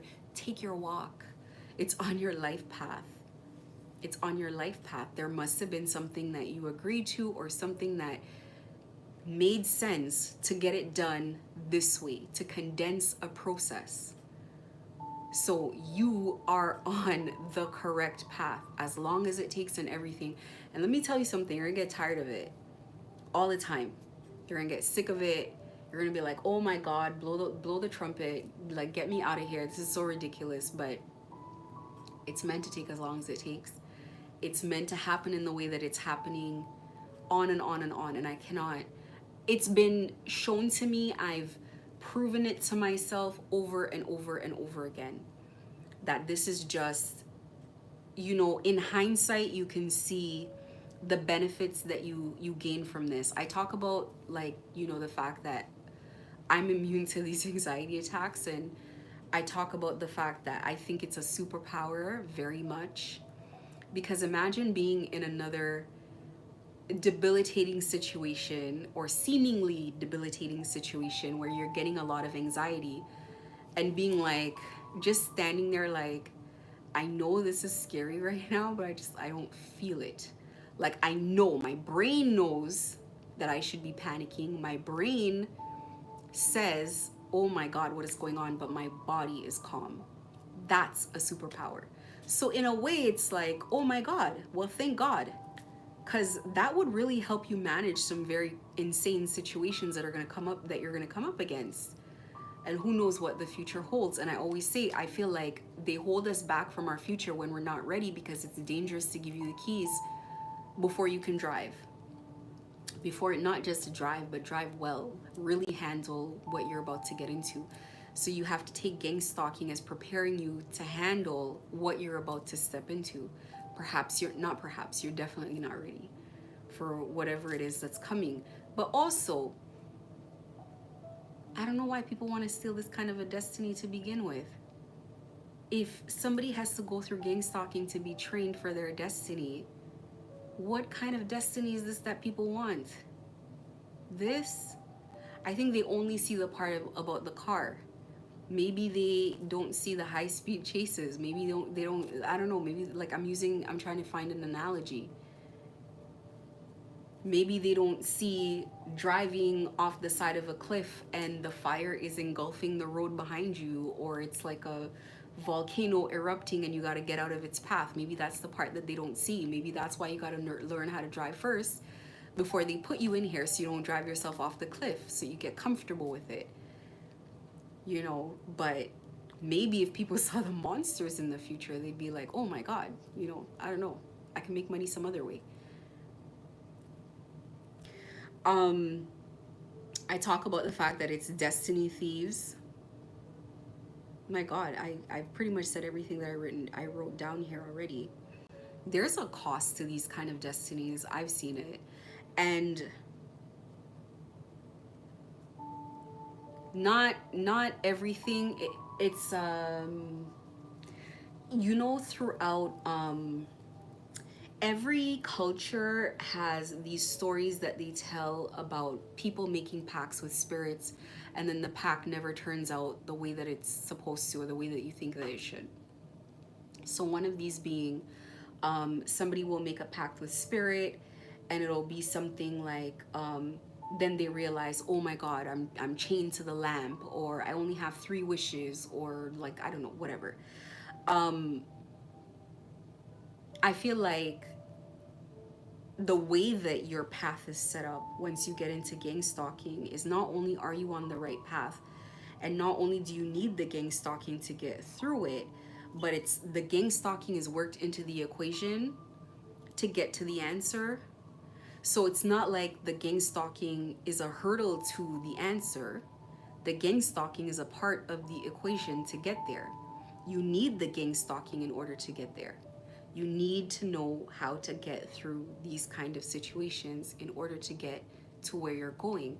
Because perhaps this is a condensed situation where it's kind of like, and I never like equating things to money, but let's say, you know how they say people who win the lottery out of nowhere go bankrupt within 5 years because they don't know how to handle it, because it's all too new. And then you start getting high level scams that start coming your way and all this kind of stuff. Perhaps it's like that, where because it's going to be a condensed situation, you got to go through the fire first to understand all kinds of things, because this will teach you every lesson that, let me not tempt the universe, not every lesson, but my God, there's a lot of lessons here when you're actually actively trying to learn. Because there comes a point where every time you learn something, you almost feel the pressure dissipate, like literally in real time, like it just lifts off of you. So you get to the point where you're like, oh, learning lessons is how I get here. So you start learning lessons as quickly as you can. What do I have to learn from this? What do I have to learn from this? What do I have to learn from this? And so as they're over there strategizing a new way to come at you, you're like, okay, well, this is a new lesson. What am I going to learn from this? Oh, this is a new lesson. What am I going to learn from this? This is a new lesson. And what happens is, and what I notice is, it's kind of like, because right now there's new energy in my energy. There are new people that have hopped on board. Yes, they are. Yes, there are. There are new people that have hopped on board. And I'm just like, I don't know what expertise they bring to the table. Let's see how it goes. Let's see what comes of it. I mean, I'm nervous on their behalf. I hope they were forced into it and they didn't voluntarily like pick this up. I hope it's not an ego thing. I hope they're getting paid for this. Because what I notice about the situation is, it's almost like, it's like signing up to something, and when you originally signed up, it took up, I don't know, 2 hours of your day every day, and before you know it, it's taking 6 hours and 8 hours, and now you know it's 24 hours a day, and there is no more money, and there's no more party, and there's no more friends, and there's no more anything, and this is all you're committed to all day, all night, and this is draining and it's tedious. So perhaps someone would like to pick up where their predecessor left off. And I don't know how it's going to be any different, but you know, it is what it is. It's not my thing to worry about. But it's like, it's going to consume a lot of time. Because in your situation, like I said, in the analogy where the kids came out and the kids are like trying to defend their land or whatever, and people are like, these are kids. And that's exactly what it looks like. You look at the tarot readers, even the ones in their 30s, they look like kids. Everybody here looks like a kid. Everybody here looks like a child. And at some point, it's like, for spirit to do this is diabolical. It really is. For spirits to be like, no, they could have sent the 40-year-olds, they could have sent the 50-year-olds, they sent the children. It's the whole thing has always had trap written all over it. So they send these kids, all they could do is read cards. And these kids don't know much. And these kids are stumbling all over themselves and they're wobbling and they're just getting into their thing. And then it's like these kind of spirits come out, and these are not normal spirits. Because you could go to Kalima and you could go to all these energies, but then the energy of death comes out. What is Kalima to death itself? Death is not even like a spirit or a god or an entity. Death is like a spiritual law. It's like spiritual law is here. Karma is here. Time is here. And that's really what it is. It's like the three fates. It's like death, karma, and time. Those are the energies that are here. Those are the energies that sent the kids. So it's like you're sitting back and you're sensing this new energy in your space, and you're like, you have to eat. You have to sleep. You have to do things because you're a human being. This is what you've stepped into, and look, it's not my thing, it's not my issue, and I should be minding my business, but it's like, I don't know. I would want to be fighting Kalima instead. I'd want to be fighting, whatever else that they worship or what. I'd want to be fighting those things instead of time. You want time to stop messing with you? You want time? And I know initially when someone says that, you might think to yourself, if you're not a spiritual person, you might think to yourself, like, what do you mean the energy of time? You're going to find out.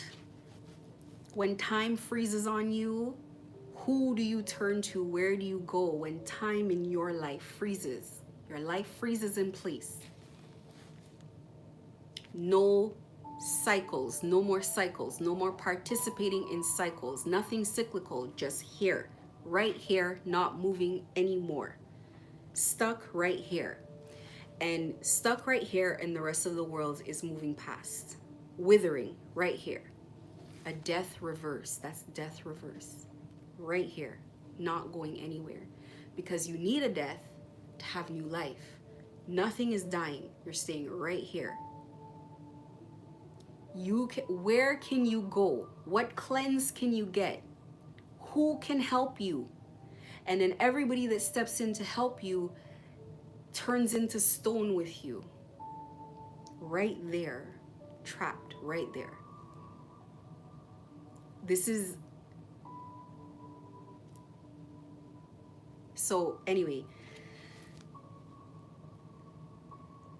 and it doesn't seem to just be happening in one country and in one place. It's like it's happening at the same time all over the world, everywhere at the same time.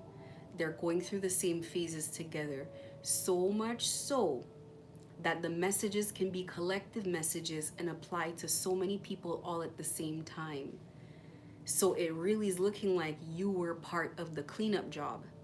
So when I read from Revelations, and Revelations talks about the rapture, we thought the rapture would look different, but this is the rapture right here, right now. There are some people that don't get to move forward.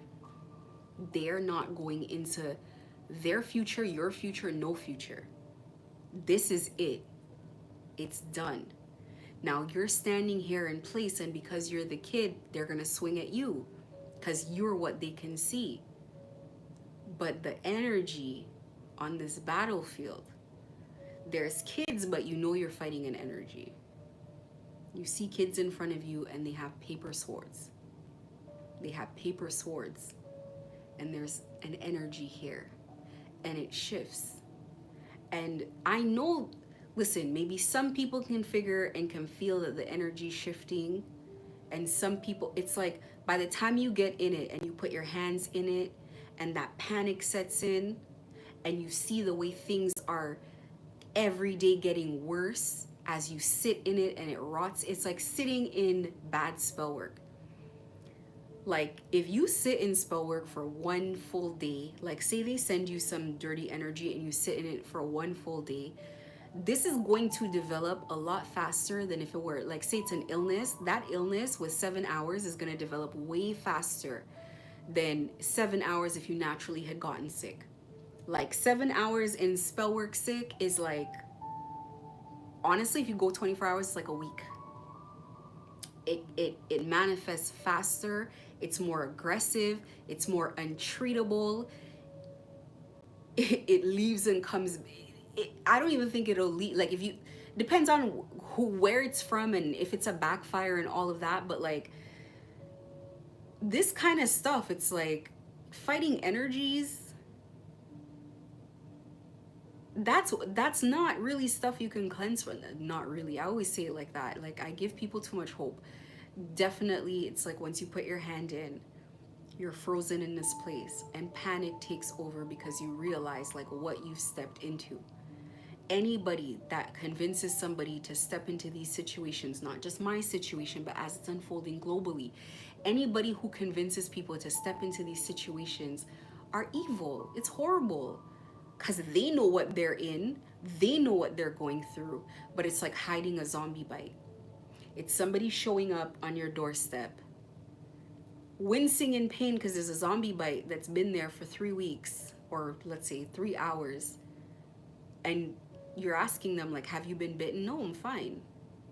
And they have to go and they're like, ha ha ha at the table, and they go to the bathroom, they're like, oh my God. And they're not telling you the full truth. Whatever story they gave you, oh, I was out there and someone hit me with a bat on my rib cage and that's why it hurts, but you know it's fine. No, it's a zombie bite. What does that mean? Eventually this person's gonna turn, and they're gonna turn in your house with your kids and your grandparents and your whatever. They're gonna turn into a zombie in your safe space. They hide these kind of backfires. They lie to people. They get other practitioners involved. They get other people going through this, and they know for a fact that since the beginning of the pandemic, they have been dealing with their life being upside down in such a way that you really can't get out of it. Even if they could get me where they want me, even if they could get other people where they want them, things have like it's gotten so bad that there are things here that cannot be reversed. There's damage and losses that have been taken, whether it's to do with health, whether it's to do with reputation, whatever it is, things that cannot be reversed, things that make it impossible to continue the way that you were before, to go back to the past, to go back to the way things used to be. This is what I mean when I talk about the energy. So you are supposed to be here. You are supposed to endure. You're supposed to learn what you can from it, not just be here to be here, but learn, because you're being guided along the way. And like I said, you got to open your eyes, you got to be reflective, you got to observe yourself, and you got to be okay with the mistakes, because they let the mistakes happen for a reason. They let you say the things that you did, they let you behave the way that you did, they let all of these things happen for a reason. Nothing is a mistake. I become very convinced that nothing is a mistake on this path at all. And when I say this is a condensed situation, that's both sides, both on the spiritual side and your personal side. On the spiritual side, spirit needs you to meet these people. And when you're going through the gang stalking, how many people are you really meeting a day? Who knows? It's a very fast cleanup job. It's like you're meeting so many people for one day. They're going through it. After 2 years, I know I've gone through thousands of people. There's no way it had, for sure it touched 1,000 in 6 months, probably not even. If I was doing 50 people a day, even, like, there's no way that's how many people. And they keep bringing on new people, and it's like they're fighting the air. But you gotta walk through it. You gotta just understand that you're meant to meet them. You're meant to meet them so much that you would find them wherever they are, because that's how it goes. If I could give example after example, like I could give a Bible worth of examples of so many times I met someone.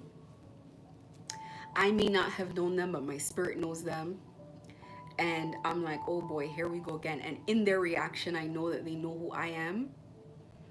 And I'm like, yup, that's how it's gonna work.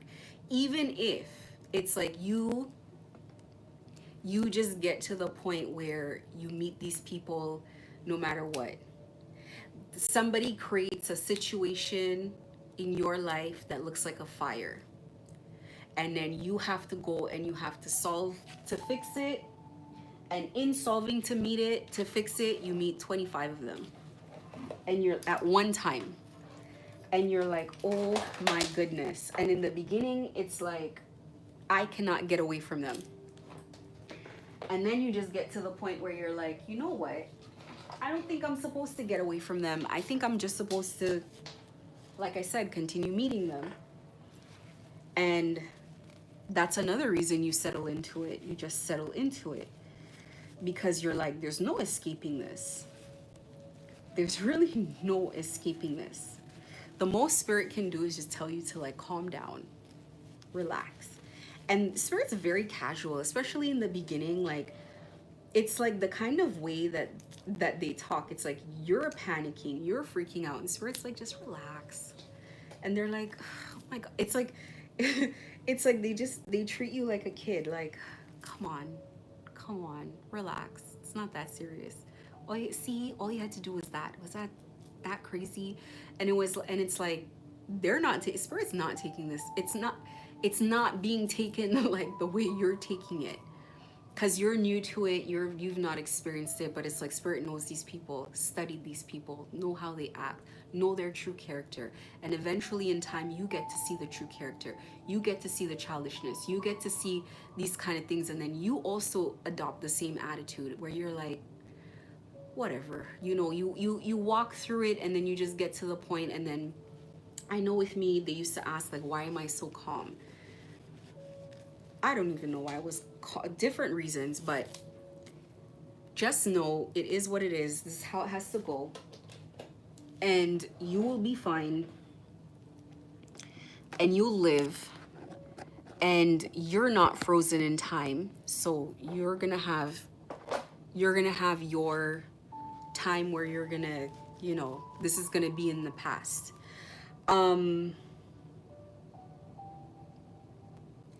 One of the collective things that they're talking about is, as people are speaking up, they're threatening lawsuits. And listen, I heard a spiritualist say this. They said, if you're a spiritualist, like if two spiritualists are fighting and one spiritualist threatens the other spiritualist to like sue them, then it's like you're basically admitting that that person beat you and you have no other recourse. Because if you go spirit, it's like admitting that you can't take it anymore. If street people threaten to sue you, street people do not sue people. So if this happens, then you just feel like, my God, well, what's happening? Is it that bad? So it seems like it's a collective thing that's happening. Nobody actually threatened to sue me, but I know that's in the air. I know it's in the air because it's, anyway.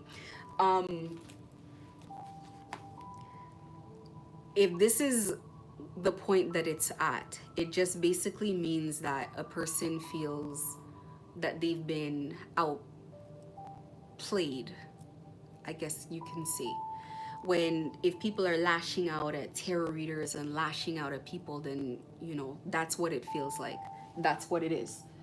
And if that's what it boils down to, and if you're here with me and you're in July 2024 and you never gave up and you're still hanging in there, then I think it's safe to say that you've made it through.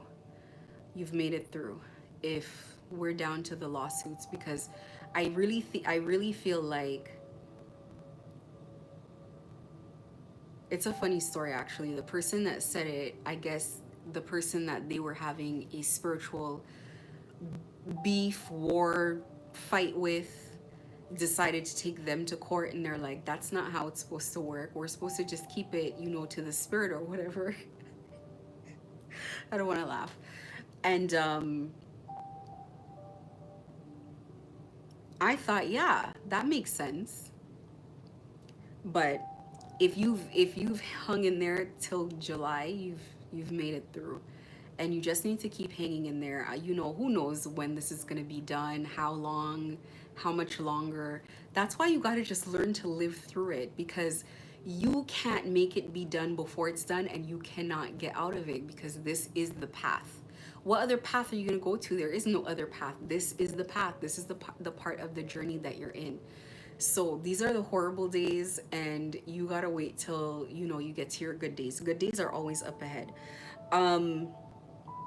Hopefully you've been fighting for yourself, fighting for your rights, standing up for yourself, regardless of why you're being gang stalked. And I don't know why. My situation is particular, and like I said, some people it can be trafficking. For other people it can be, you know, whatever other situation that threatens, you know, your entire life. You got to stand up for yourself, but you got to keep up with your fight. It's in the fight that you learn how to navigate the world. It's in the fight that you even get better than you were before you got into it. If somebody tries to affect your employment, you try to figure out, well, how do I make it through, and how do I make this work, and whatever. It's, you got to go through it. You got to take that uphill walk, whatever the case is. And I truly believe, and I've said this before, whatever it is that you're building, whatever you're crafting in your life, it's the strongest souls that come to do things like this, because this is not easy. And then there are people who are like, well, you know, somebody went through it without complaining. Well, of course you're gonna complain. What? Who the hell went through gang stalking and didn't complain? You're gonna complain to spirit. You're gonna be like, I'm tired. You're gonna have your bad days. I mean, it's great if you don't have as many days, but there's no, like, who has even like a manual for how to go through this? The people fighting you are crying every freaking night, every day, every day. Depressed, doing whatever to cope. So who are you to not have difficult days?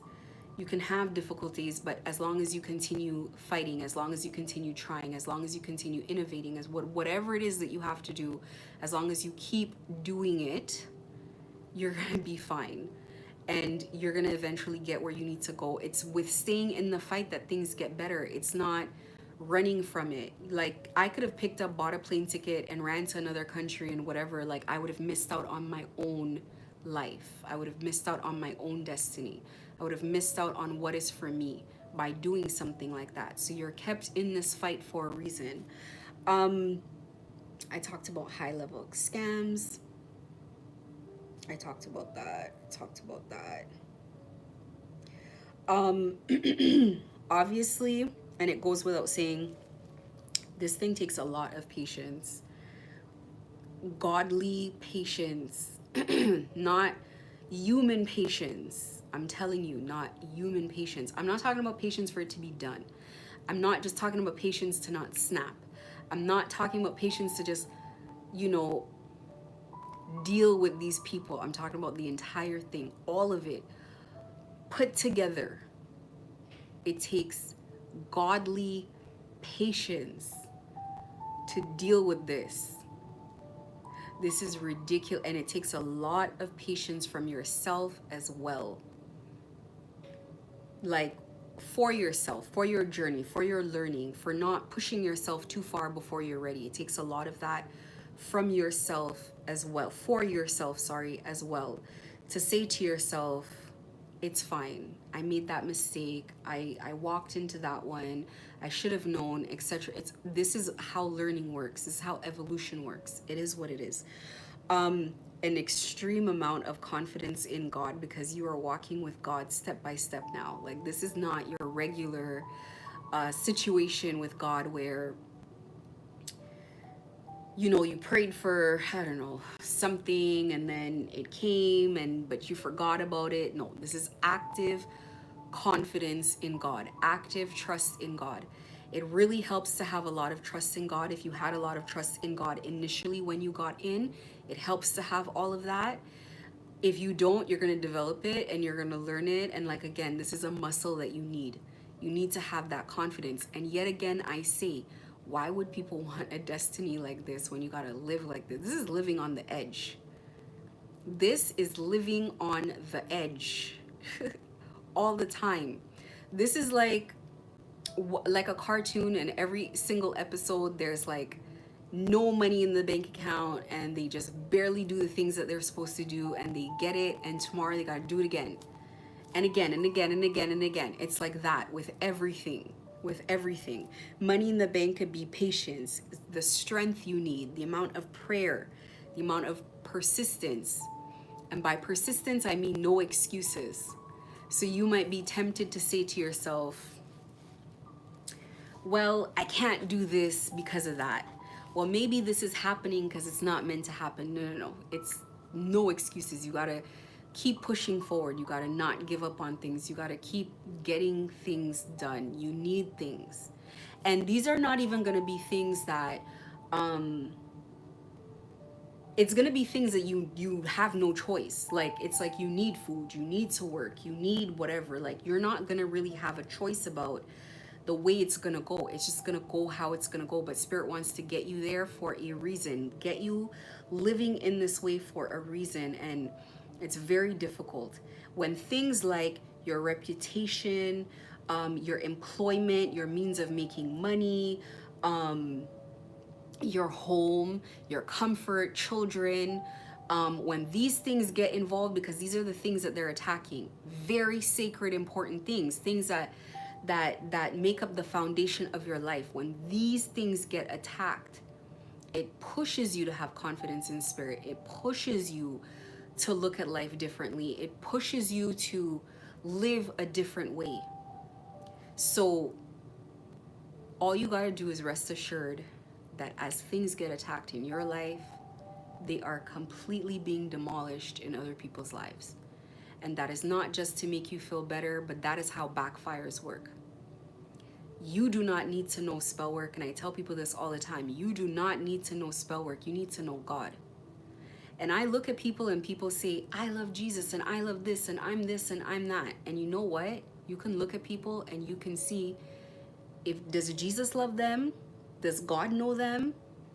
Is God there for them? That's what you need to say, because anybody can say they love this and they love that.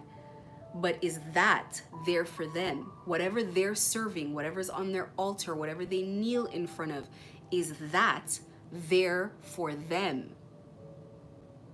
So when you're in your fight, as much as you might think, this fell apart for me, I lost this, I lost that, I'm at zero, etc., that's fine, because you can feel God's presence in your life despite losing these things. Somebody asked at one point, they were like, how do you not lose faith in God? Because she's right here, he's right here, they're right here, they're right here. How can I lose faith in something that's in my face right here actively?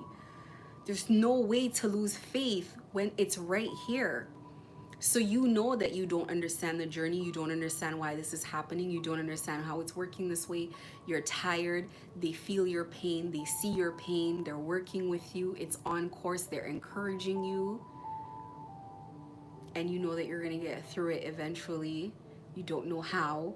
You're like, you know, you're going to have moments where you're sitting there and you're like, I don't know how this is going to get done. I've had too many of these moments.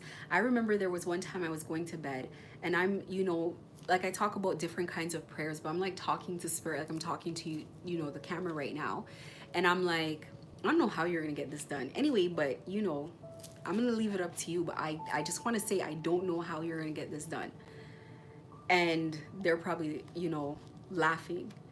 And that particular thing got done flawlessly.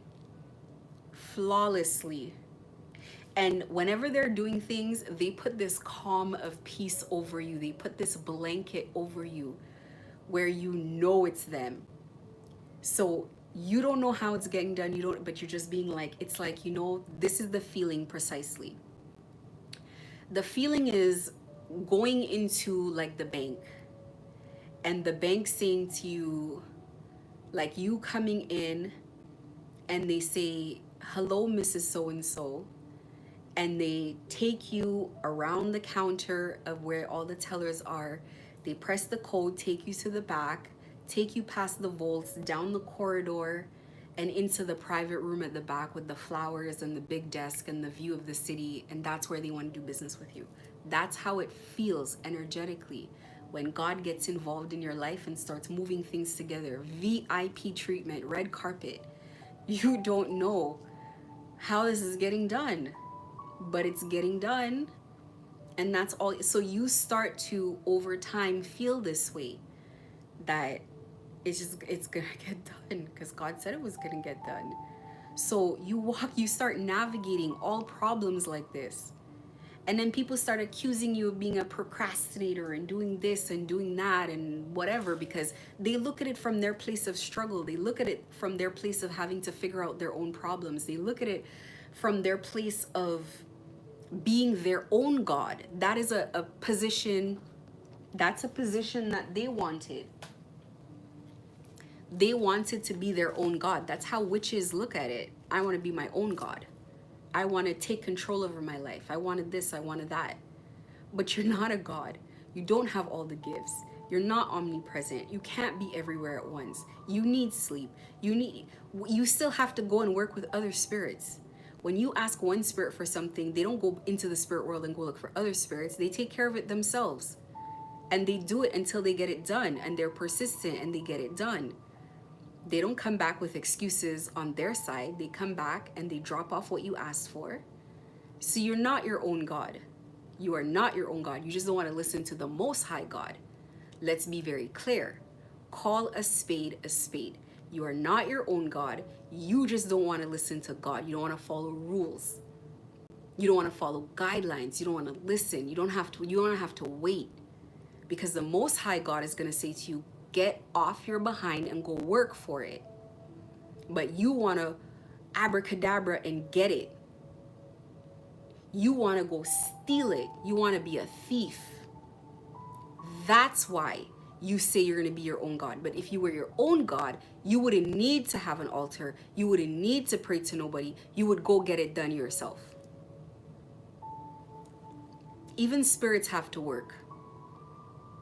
Even spirits have to work. Spirits work. Spirits get up and they go work. You ask spirit for something, spirit gets up and goes to work.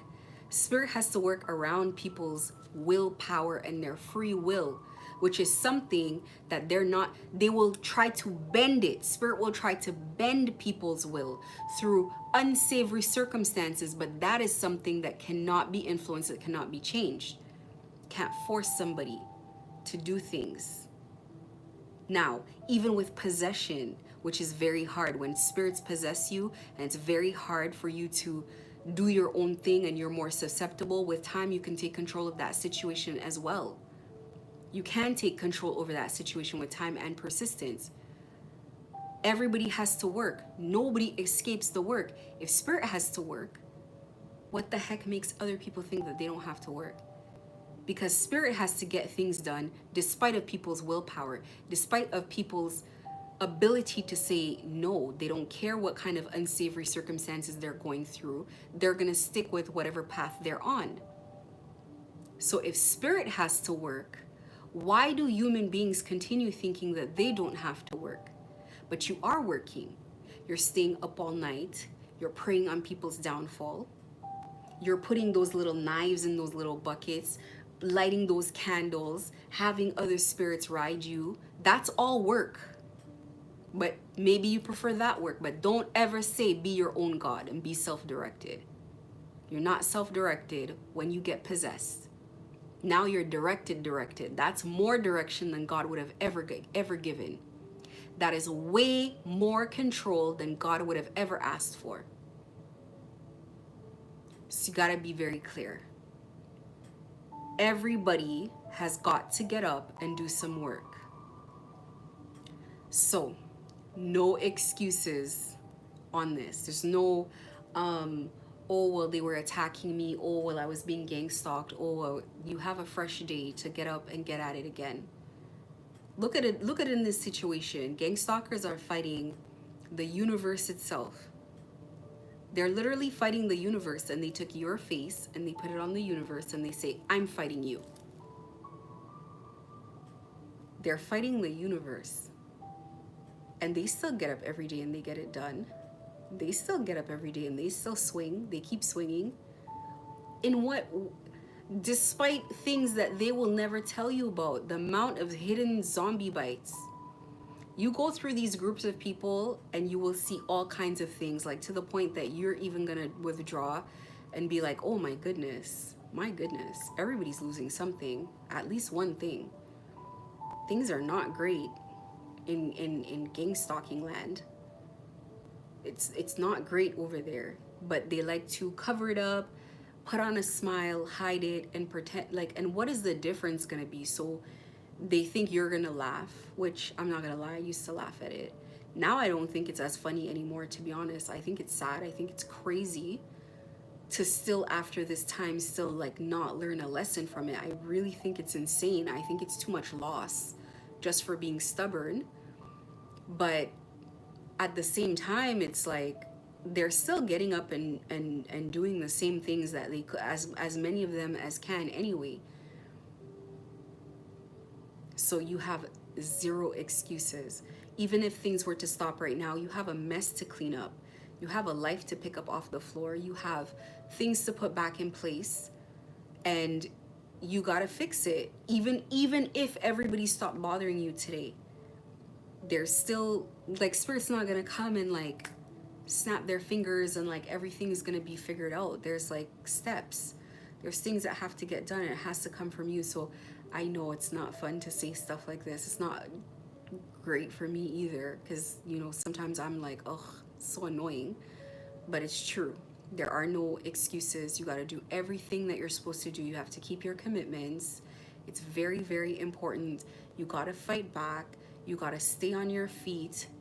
And you surviving gang stalking is really not about, and this is like the last thing I'm going to say, you surviving gang stalking is not about like getting through it and being cut up and, you know, decapitated, and you're like, haha, I made it through to the end. No, it's like literally you got to survive on your feet.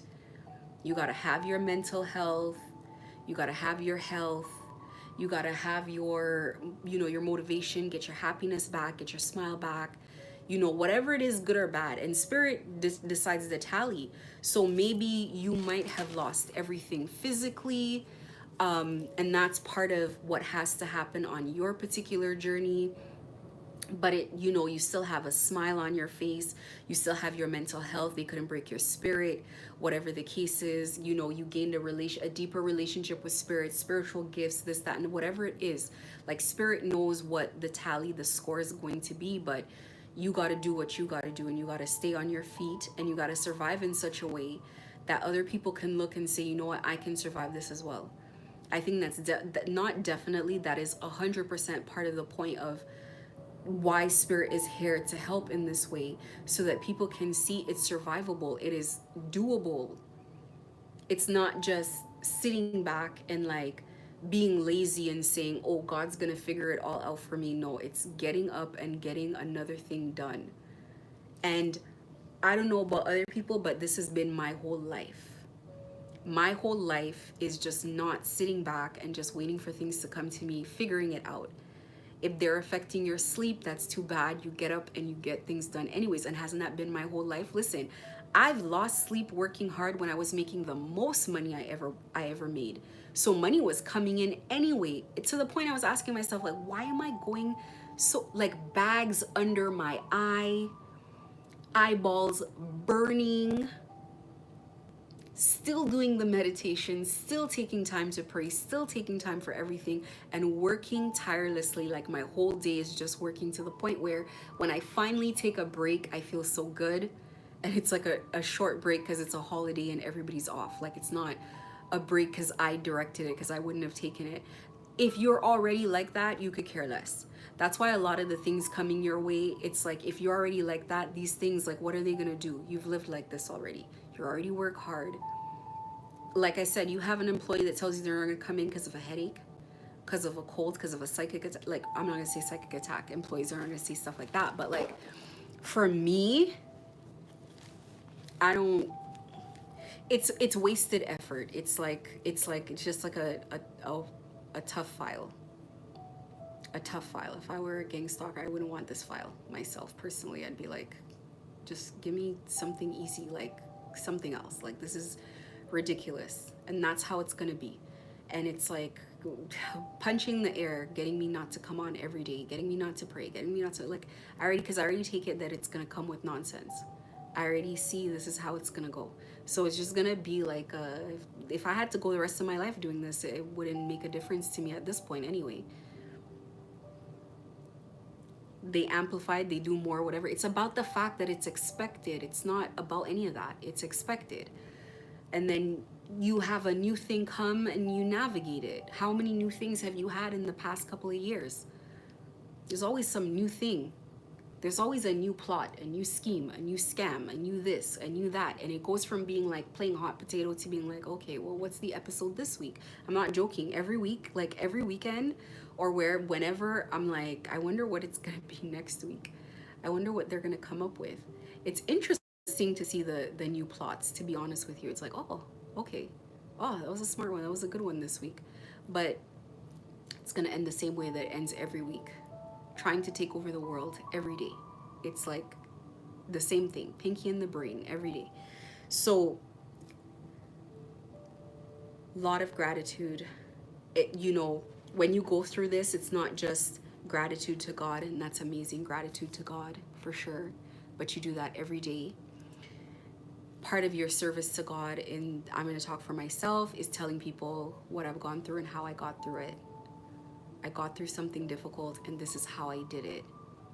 And giving as much detail that I feel like will not compromise myself personally, because, I still have to be smart. Excuse me. But also knowing that the way that I come out with it as well, the way that I show people that it can be managed, I just feel like, and it is the truth, but the way that I express what I have gone through and the way that I look at it, I hope that it makes people just look at the situation with a little less like angst and a little less worry, and a little less of looking at it like it's this huge issue. If you find a way to pull away from gang stalkers for a day, you'll know that the entire world is not gang stalkers. That's not the entire world. The entire world is not gang stalking you. It's a group of people that always, like, if you move here, they're moving, like they move like this with you. So it seems like they're always there and they're different people all the time. But do you know what, like, no.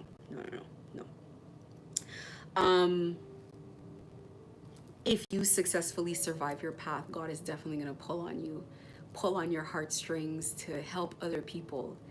And if you got through it, trust me, it's not going to take a lot of convincing, because you're going to be like, this was so hard that I want other people to know this information. I want them to know that they can do it. People need to be writing books. They need to be putting out pamphlets. We need to be putting posters, billboards on the side of the road. People need to know this is happening.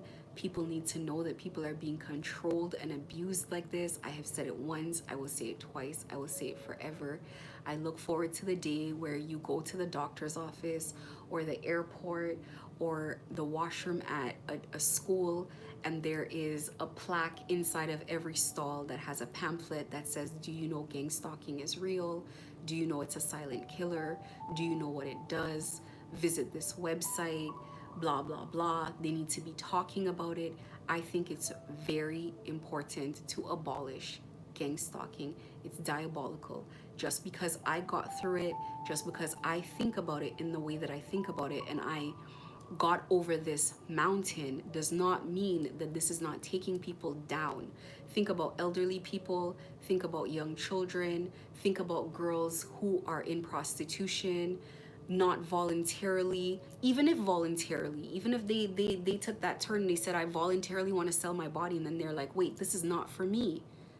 Think about children who are in the system, children who got abducted. and they want to try to move on with their life and make something of themselves, and this group of people just will not let them, leave them alone. You know, they're building something, say they're starting a business from scratch, and somebody's already looking at it and trying to like beat them into the ground, make them insecure about the little thing that they're starting, and that little thing is meant to be something big and amazing, but you're just starting, they're just figuring it out. Nothing is going to look the way it's supposed to look. It takes time for things to come. It takes time. Of course you want it to be perfect, but where's the budget? Where's the money? Where's the investment? And you shouldn't have investment when you don't know what you're doing. You should be sweating when you don't know what you're doing, until you know what you're doing, until it works very well, and then you scale. Now you take something that works exceedingly well and you blow it up. That's how it's supposed to work. And they're destroying people with this. I see elderly people gang stalking, people with canes, old people with canes, old people who are sick should never be outside gang stalking. How you gang stalk old people and force them to do this?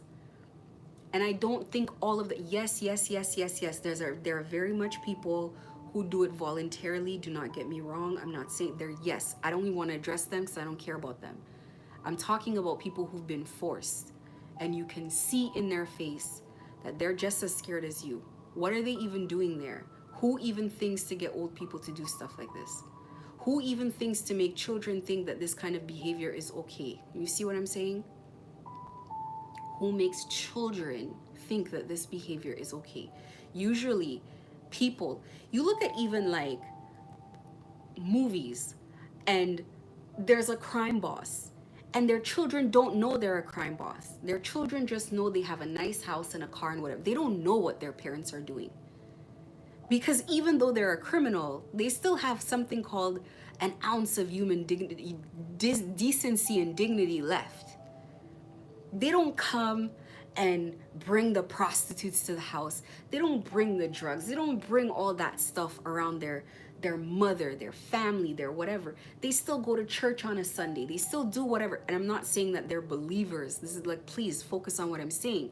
But you don't shelter the children from this.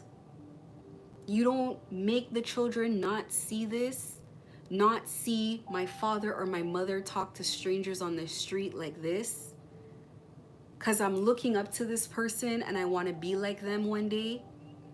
And just like in the example with the zombies, the mother learned it, but now this is all the child knows because that's all they see growing up. The energy that you're fighting doesn't see this as a child anymore. It sees it as a threat to the balance of the universe. This is what people refuse to understand. You don't treat the child like a child and put the child in the child's place when you should, but now that things are happening, oh, it's just a child. Pick one. Pick a side, because you're raising a baby gang stalker. The children are gang stalking. This I find to be one of the things that's disgusting. Maybe it's just how I grew up, but adults leave adult things in an adult place. People are taking children with them to gang stalk. You couldn't have left the kids at home. What is the purpose of them being there? So it could look more believable in public?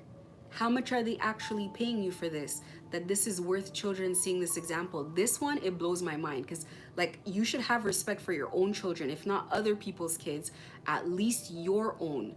They gang stalk pregnant women. They gang stalk people with young children, elderly people, sick people, homeless people. Like, when you're taking it to a level with vulnerable people, and you're doing it with people that are that vulnerable, it's deplorable. It's one thing to do it to adults. It's one thing to do it to, you know, people that you want to look down like they're not human beings anymore. I have way more respect for somebody who's maybe doing something wrong, but at least they can shield the children from it. Take the children out of it. What is that when you involve children? What is that? It shows the leadership in whatever this is, what kind of thing they are. It shows what kind of thing they are when people are okay and it becomes an environment where it's okay to involve these impressionable kids. And some of these kids look ashamed in my time being gang stalked. Some of these little kids, you look at their face and they look ashamed of the entire thing. And who knows how many times they see their parents do that for a week. These are the kind of things that people need to address to themselves when they sit there and they continue to blame this person did it, that person did it, this person's the problem in my life, this person's doing this person's doing that. What do you do to people? Make people homeless, make people lose their mind.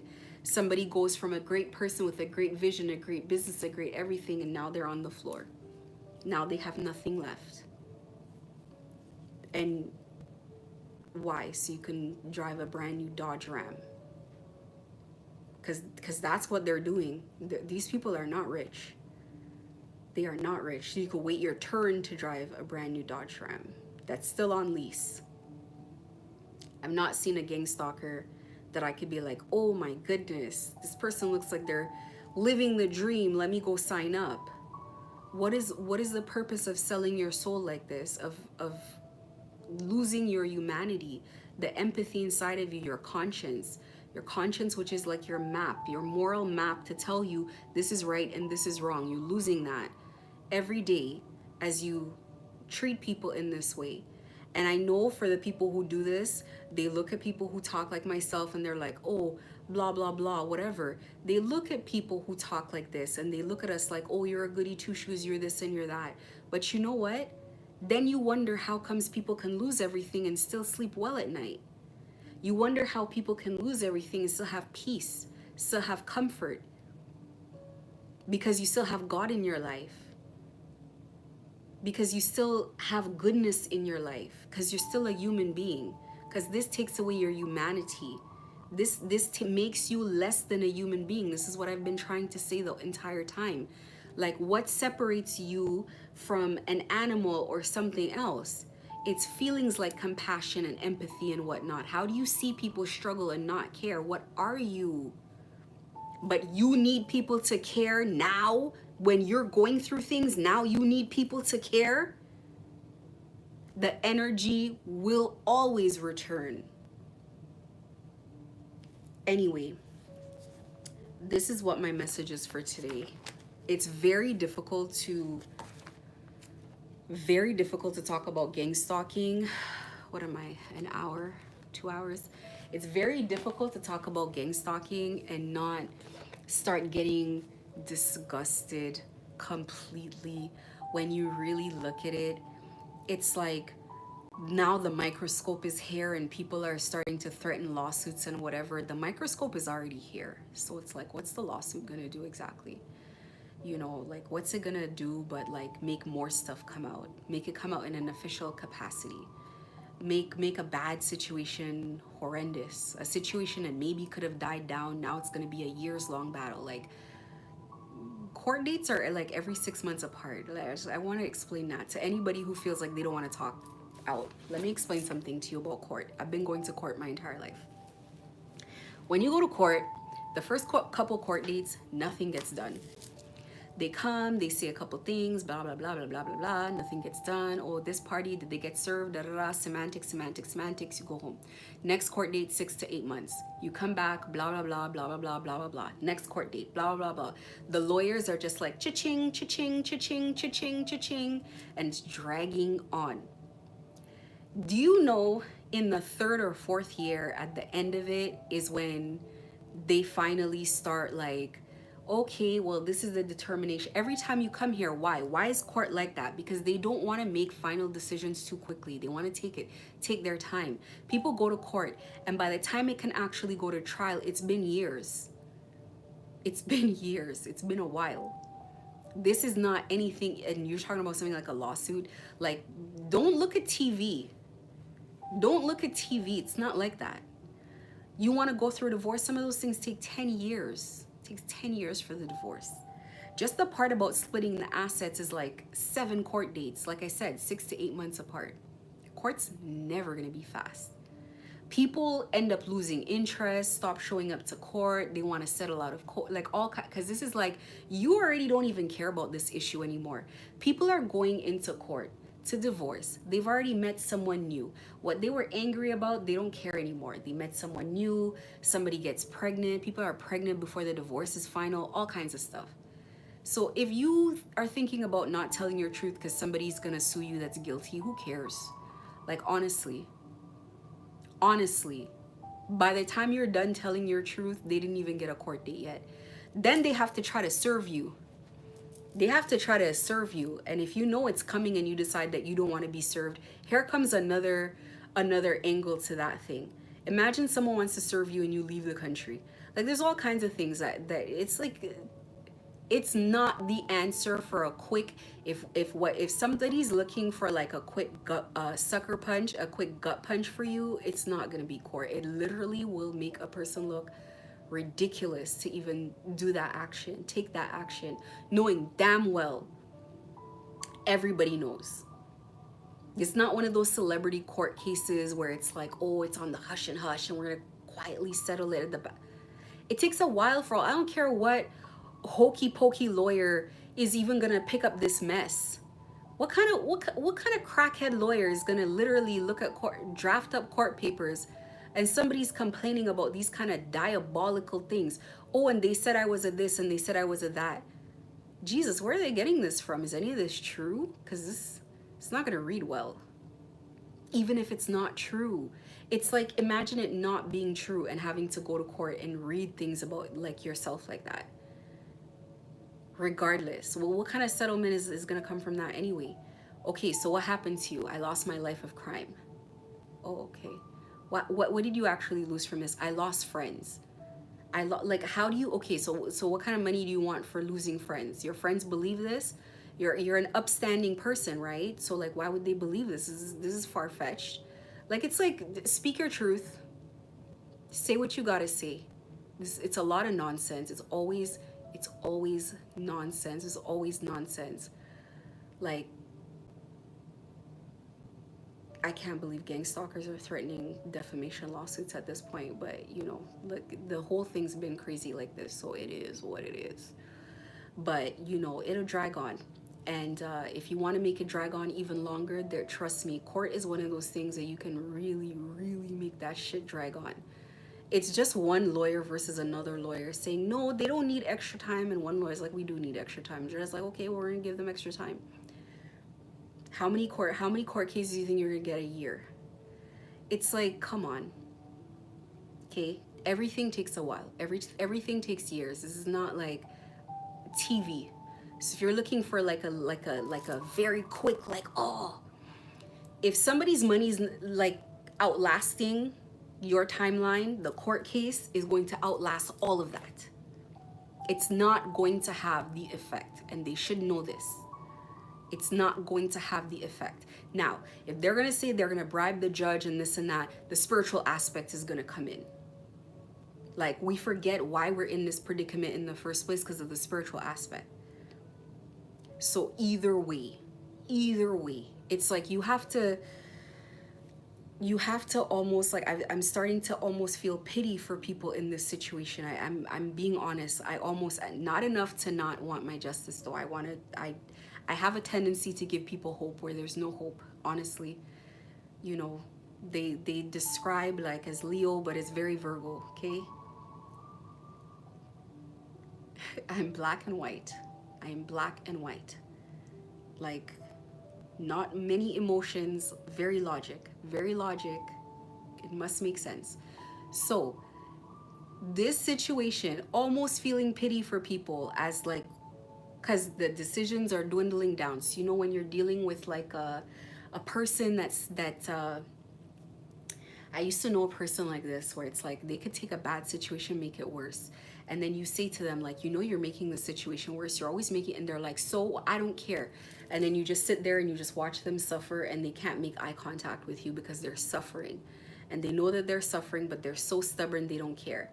And you're watching them limp around in a bad situation that they've made horrible. Like, this could have been done with putting the ego away. It's like a customer comes to you and they say, blah, blah, blah, I just want you to exchange it. and you know you're not wrong, but the customer's making all this noise. You exchange it. Why do you want to turn it into something else? And this and that. And now it's like lawsuit. And you guys are going in a lawsuit over something that costs $200 when you could have just exchanged it. Take the little loss, exchange, make the bads, put a band-aid on it, wrap it, clean it, fix it. Why make it worse just to prove a point or whatever? Stop the bleeding. This should have been stopped from the beginning. It should not have gone this far from the very beginning. You got to address, people have to address this. Even in this situation, why should it take the person who's the victim to come and say, hello, you don't think you're dumb now? Huh? You don't think you're stupid? You seriously? It takes the other person now to say, okay, makes sense. Makes sense. It's a bad idea. It's such a bad idea. And if there's any lawyer that picks this up, they should be disbarred immediately. Because this is nonsense. Like you're down on your luck, or you owe somebody a favor to pick something like this up, because this is not a good idea. This is like, you gotta wash your hands of the situation. It's dwindling. But anyway, this is a situation here as we see it, as it stands. I hope you guys are hanging in there with your particular gang stalking stories. I hope things are getting easier for people. I have a lot of stuff on my, I'm coming live now after not being live for like a while. Because every time I come live, people do like stupidity on the live. They send me spell work and whatever.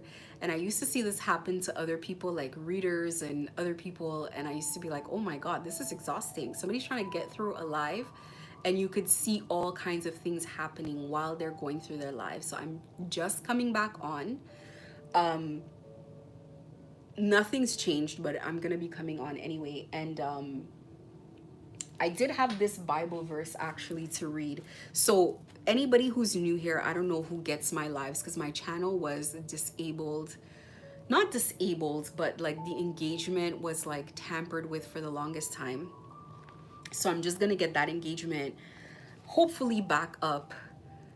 Gang stalking is very crazy. Like it shocks me and doesn't shock me how far they will go. Like they will get into the employees of wherever. So I don't know what they're doing with Google, but they do something with Google. Views go down, likes, whatever. It's like very weird. Or maybe it's fake likes, and then they take the likes away just to like mess with your head. I don't know what it is. But anyway, just getting back into that. So this is a spiritual channel. So if you're here, you're going to hear a lot about spirituality. And spirituality for me is not just Christianity. It's not just about, you know, the dark stuff like voodoo or spell work or anything like that. It's not just different religions. Spirituality is anything to do with faith, anything to do with the spirit, regardless of any one religion, because I like a little bit of everything. I like a lot of most things, actually. There are different parts I don't necessarily believe in, and it doesn't take away.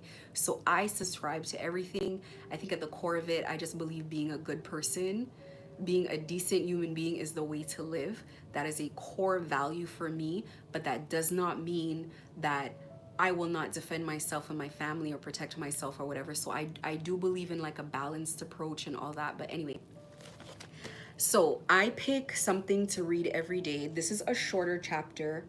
This is something new that I'm doing because it just feels good for me to do it. It just feels like something that I want to do. So this is Psalm 79, and I don't know why I have here. This is something that I feel like this was one of the Psalms that I read while I was in the worst part of being gang stalked. So in the worst part of being gang stalked, I used to listen to like preachers and like read my Bible and play music and just things that could like calm me down and like make me feel good and give me faith and like boost me up, because you got to be the person that does it for yourself, or just listen to people talking about it, like people like myself. So I have here spiritual warfare written as a note on this one. I don't know why, but I'll read it anyway. So this is Psalm 79. It says, "Oh God," this is I used to read some very crazy psalms, and I'm gonna find some of them now that I think about it, because maybe I feel like people would relate to it. But this one says, "Oh God, the heathen are come into thine inheritance." The heathen are people who do not believe in God, and they've come into the inheritance that God has given, or the blessing, the destiny, the life path, the whatever you want to call it, that God gave to whoever is giving this prayer. And that's what we are going through. That's why they use some of this terminology. But it says, "The heathen are come into thine inheritance. Thy holy temple have they defiled. They have laid Jerusalem on heaps. The dead bodies of thy servants have they given to be meat upon the fowls of the heaven, the flesh of thy saints unto the beasts of the earth. Their blood have they shed like water round about Jerusalem, and there was none to bury them." I just want to pinpoint with that. Some people are very, very, very, very serious about burying their dead. Leaving dead bodies laying around is like a huge disrespect. And spiritually, and I happen to believe it has something to do with like your soul being laid to rest properly. Even if it's cremated, even if they burn it on like an altar and they bless it, but your spirit cannot, it's like almost like your spirit's gonna be wandering the earth. So very religious, especially somewhere like, and I'm not comparing to modern day Israel either, but especially like a group of people that call themselves God's people. These are people that live by discipline, people that live by a code of conduct, people that live by, you know, when it comes to working with spirit, it is denying yourself happiness, what we call sacrifice, denying yourself pleasure as a symbol, as a show to the spirit.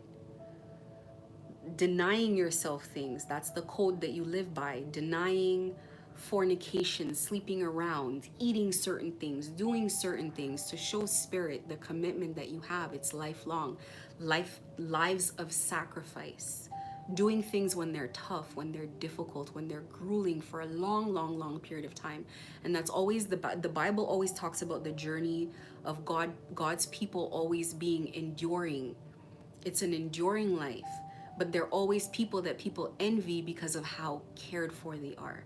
So when it talks about the blood that they had shed like water round about Jerusalem, and there was none to bury them, these kind of things are a violation. Like there's no one to bury the bodies. That's a problem. Imagine seeing the body of a loved one on the street and there's no one to bury them. We are become a reproach to our neighbors, a scorn and derision to them that are round about us. How long, Lord, wilt thou be angry forever? Shall thy jealousy burn like fire? Pour out thy wrath upon the heathen that have not known thee, and upon the kingdoms that have not called upon thy name. For they have devoured Jacob and laid waste his dwelling place. O remember not against us former iniquities. Remember not against us former iniquities. Let thy tender mercies speedily prevent us, for we are brought very low. Help us, O God of our salvation, for the glory of thy name, and deliver us, and purge away our sins for thy name's sake. Wherefore should the heathen say, where is their God? Wherefore should the heathen say, where is their God? Let him be known among the heathen in our sight by revenging of the blood of thy servants which is shed. Let him be known amongst the heathen in our sight by revenging the blood of thy servants which is dead. Let the sighing of the prisoner come before thee. According to the greatness of thy power, preserve thou those that are appointed to die. According to the greatness of thy power, preserve thou those that are appointed to die. And render unto our neighbors sevenfold into their bosom their reproach, wherewith they have reproached thee, O Lord.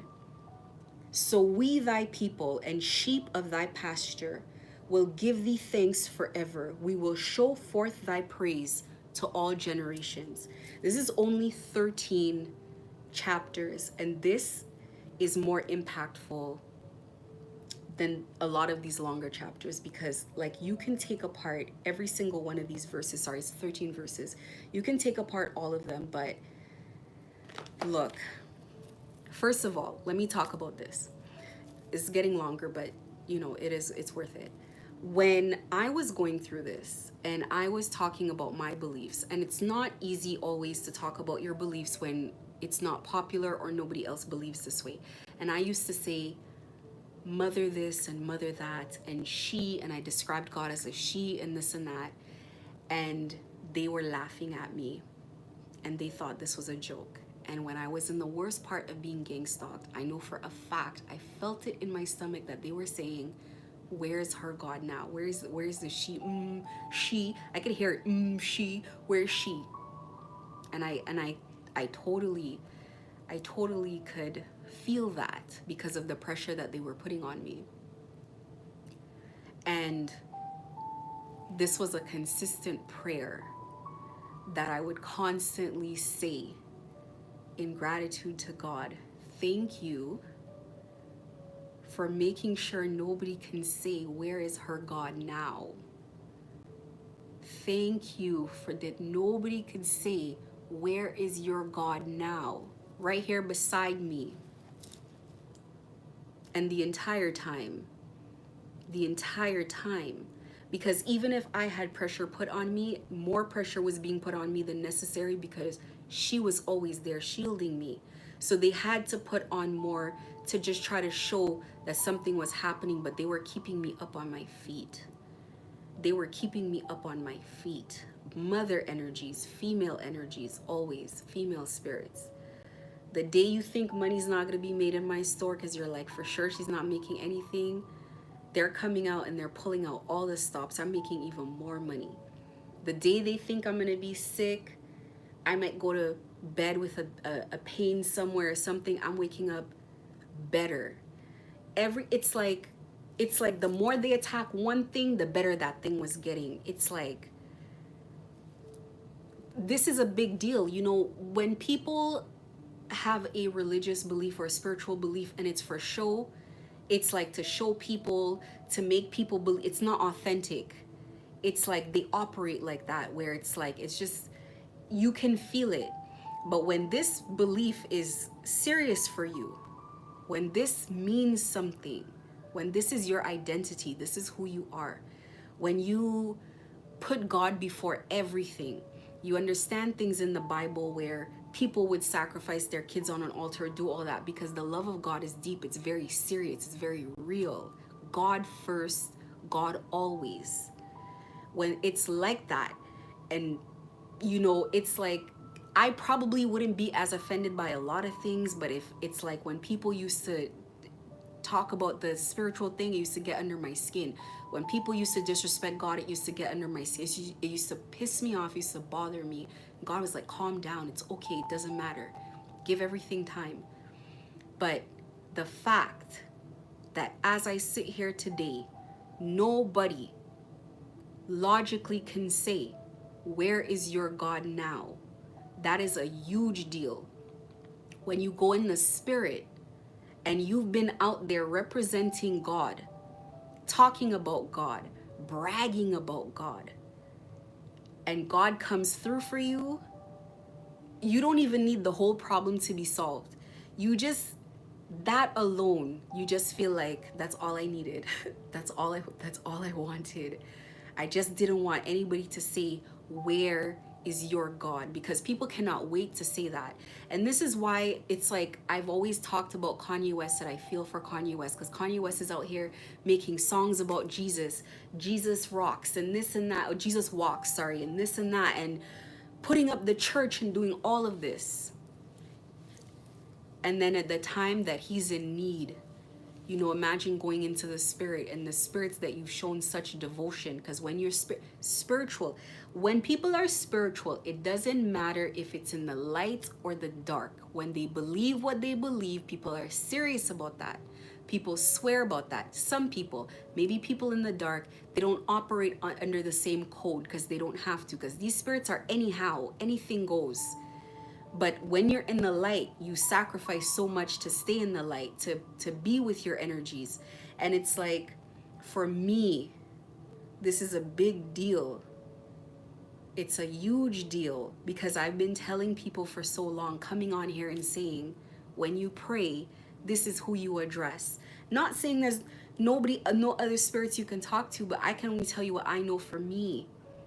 So for the longest time, I've been saying this is who you address. And there are other energies that I'm very close to as well. There's the Father energy or whatever. But at that time, that's who was physically there with me all the time.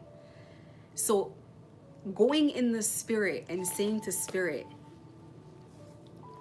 don't let people say, where is your God? Please, if nothing else, don't let them say, where is your God? It's just pleading with God. Show your hand. Show your hand. That's it. Just show them. This is very important. This one, maybe that's why I wrote spiritual warfare on here. And then the last verse where it says, so we thy people and sheep of thy pasture will give thee thanks forever.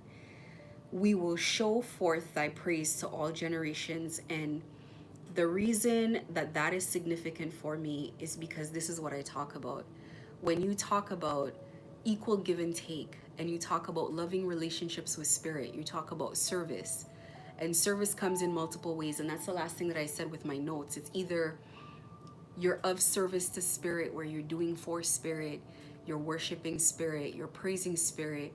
You and your life is an example that spirit is alive, real. And in my life, part of why they want to shut me down is the reputation and stuff. Yeah, okay. But part of the issue is that I am proof of God. I am proof that it is real. I am proof because I was by myself. I am proof because no one came to help. I am proof because I was outnumbered. I am proof because a network of people with money internationally, still on my feet, did not accomplish anything. I am proof. So no one can say, where is your God? What other explanation can they come up with? They have nothing. Nobody has anything. There's no other explanation of how I got through this. They involved everybody. Too many witnesses.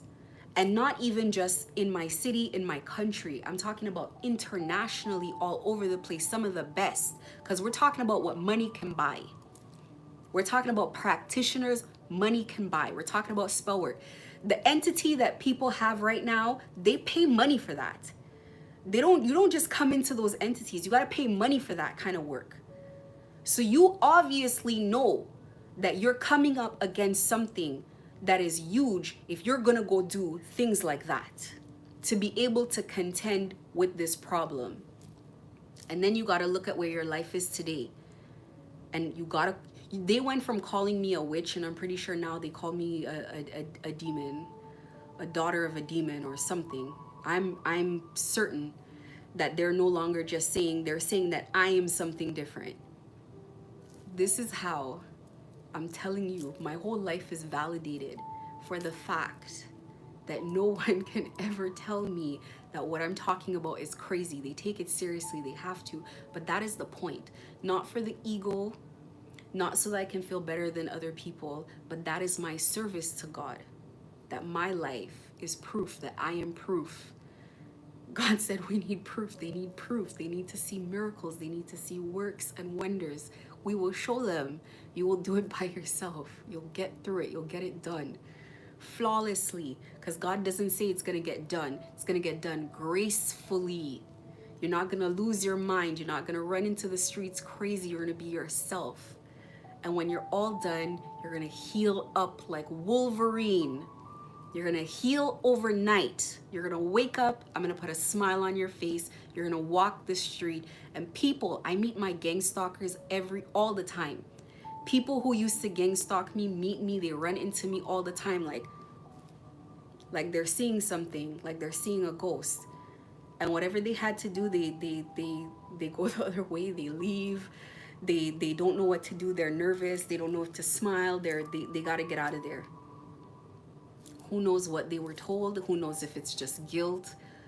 But when they see me by myself. They don't see that problem around me, and that's never been heard of. All that's been heard of in my city is when this problem comes, you're done. That's why people stay away from you. It's not because they believe things about you that are not true. It's because when this problem comes around, everybody's afraid of this problem. This is the service, my service to God. This is the thank you that spirit needs. This is what this was about at the end of the day. So when I say you're on the right path, you are on the right path. All of this is on the path. All of this is happening the way it's supposed to happen. There was no mistake. There was no wrong path taken. There's no need to be upset at anyone. There's none of it. Just so that nobody can say, where is your God? Because it's a different belief system. But I think it's happening like that for many people who have different beliefs than what people are accustomed to.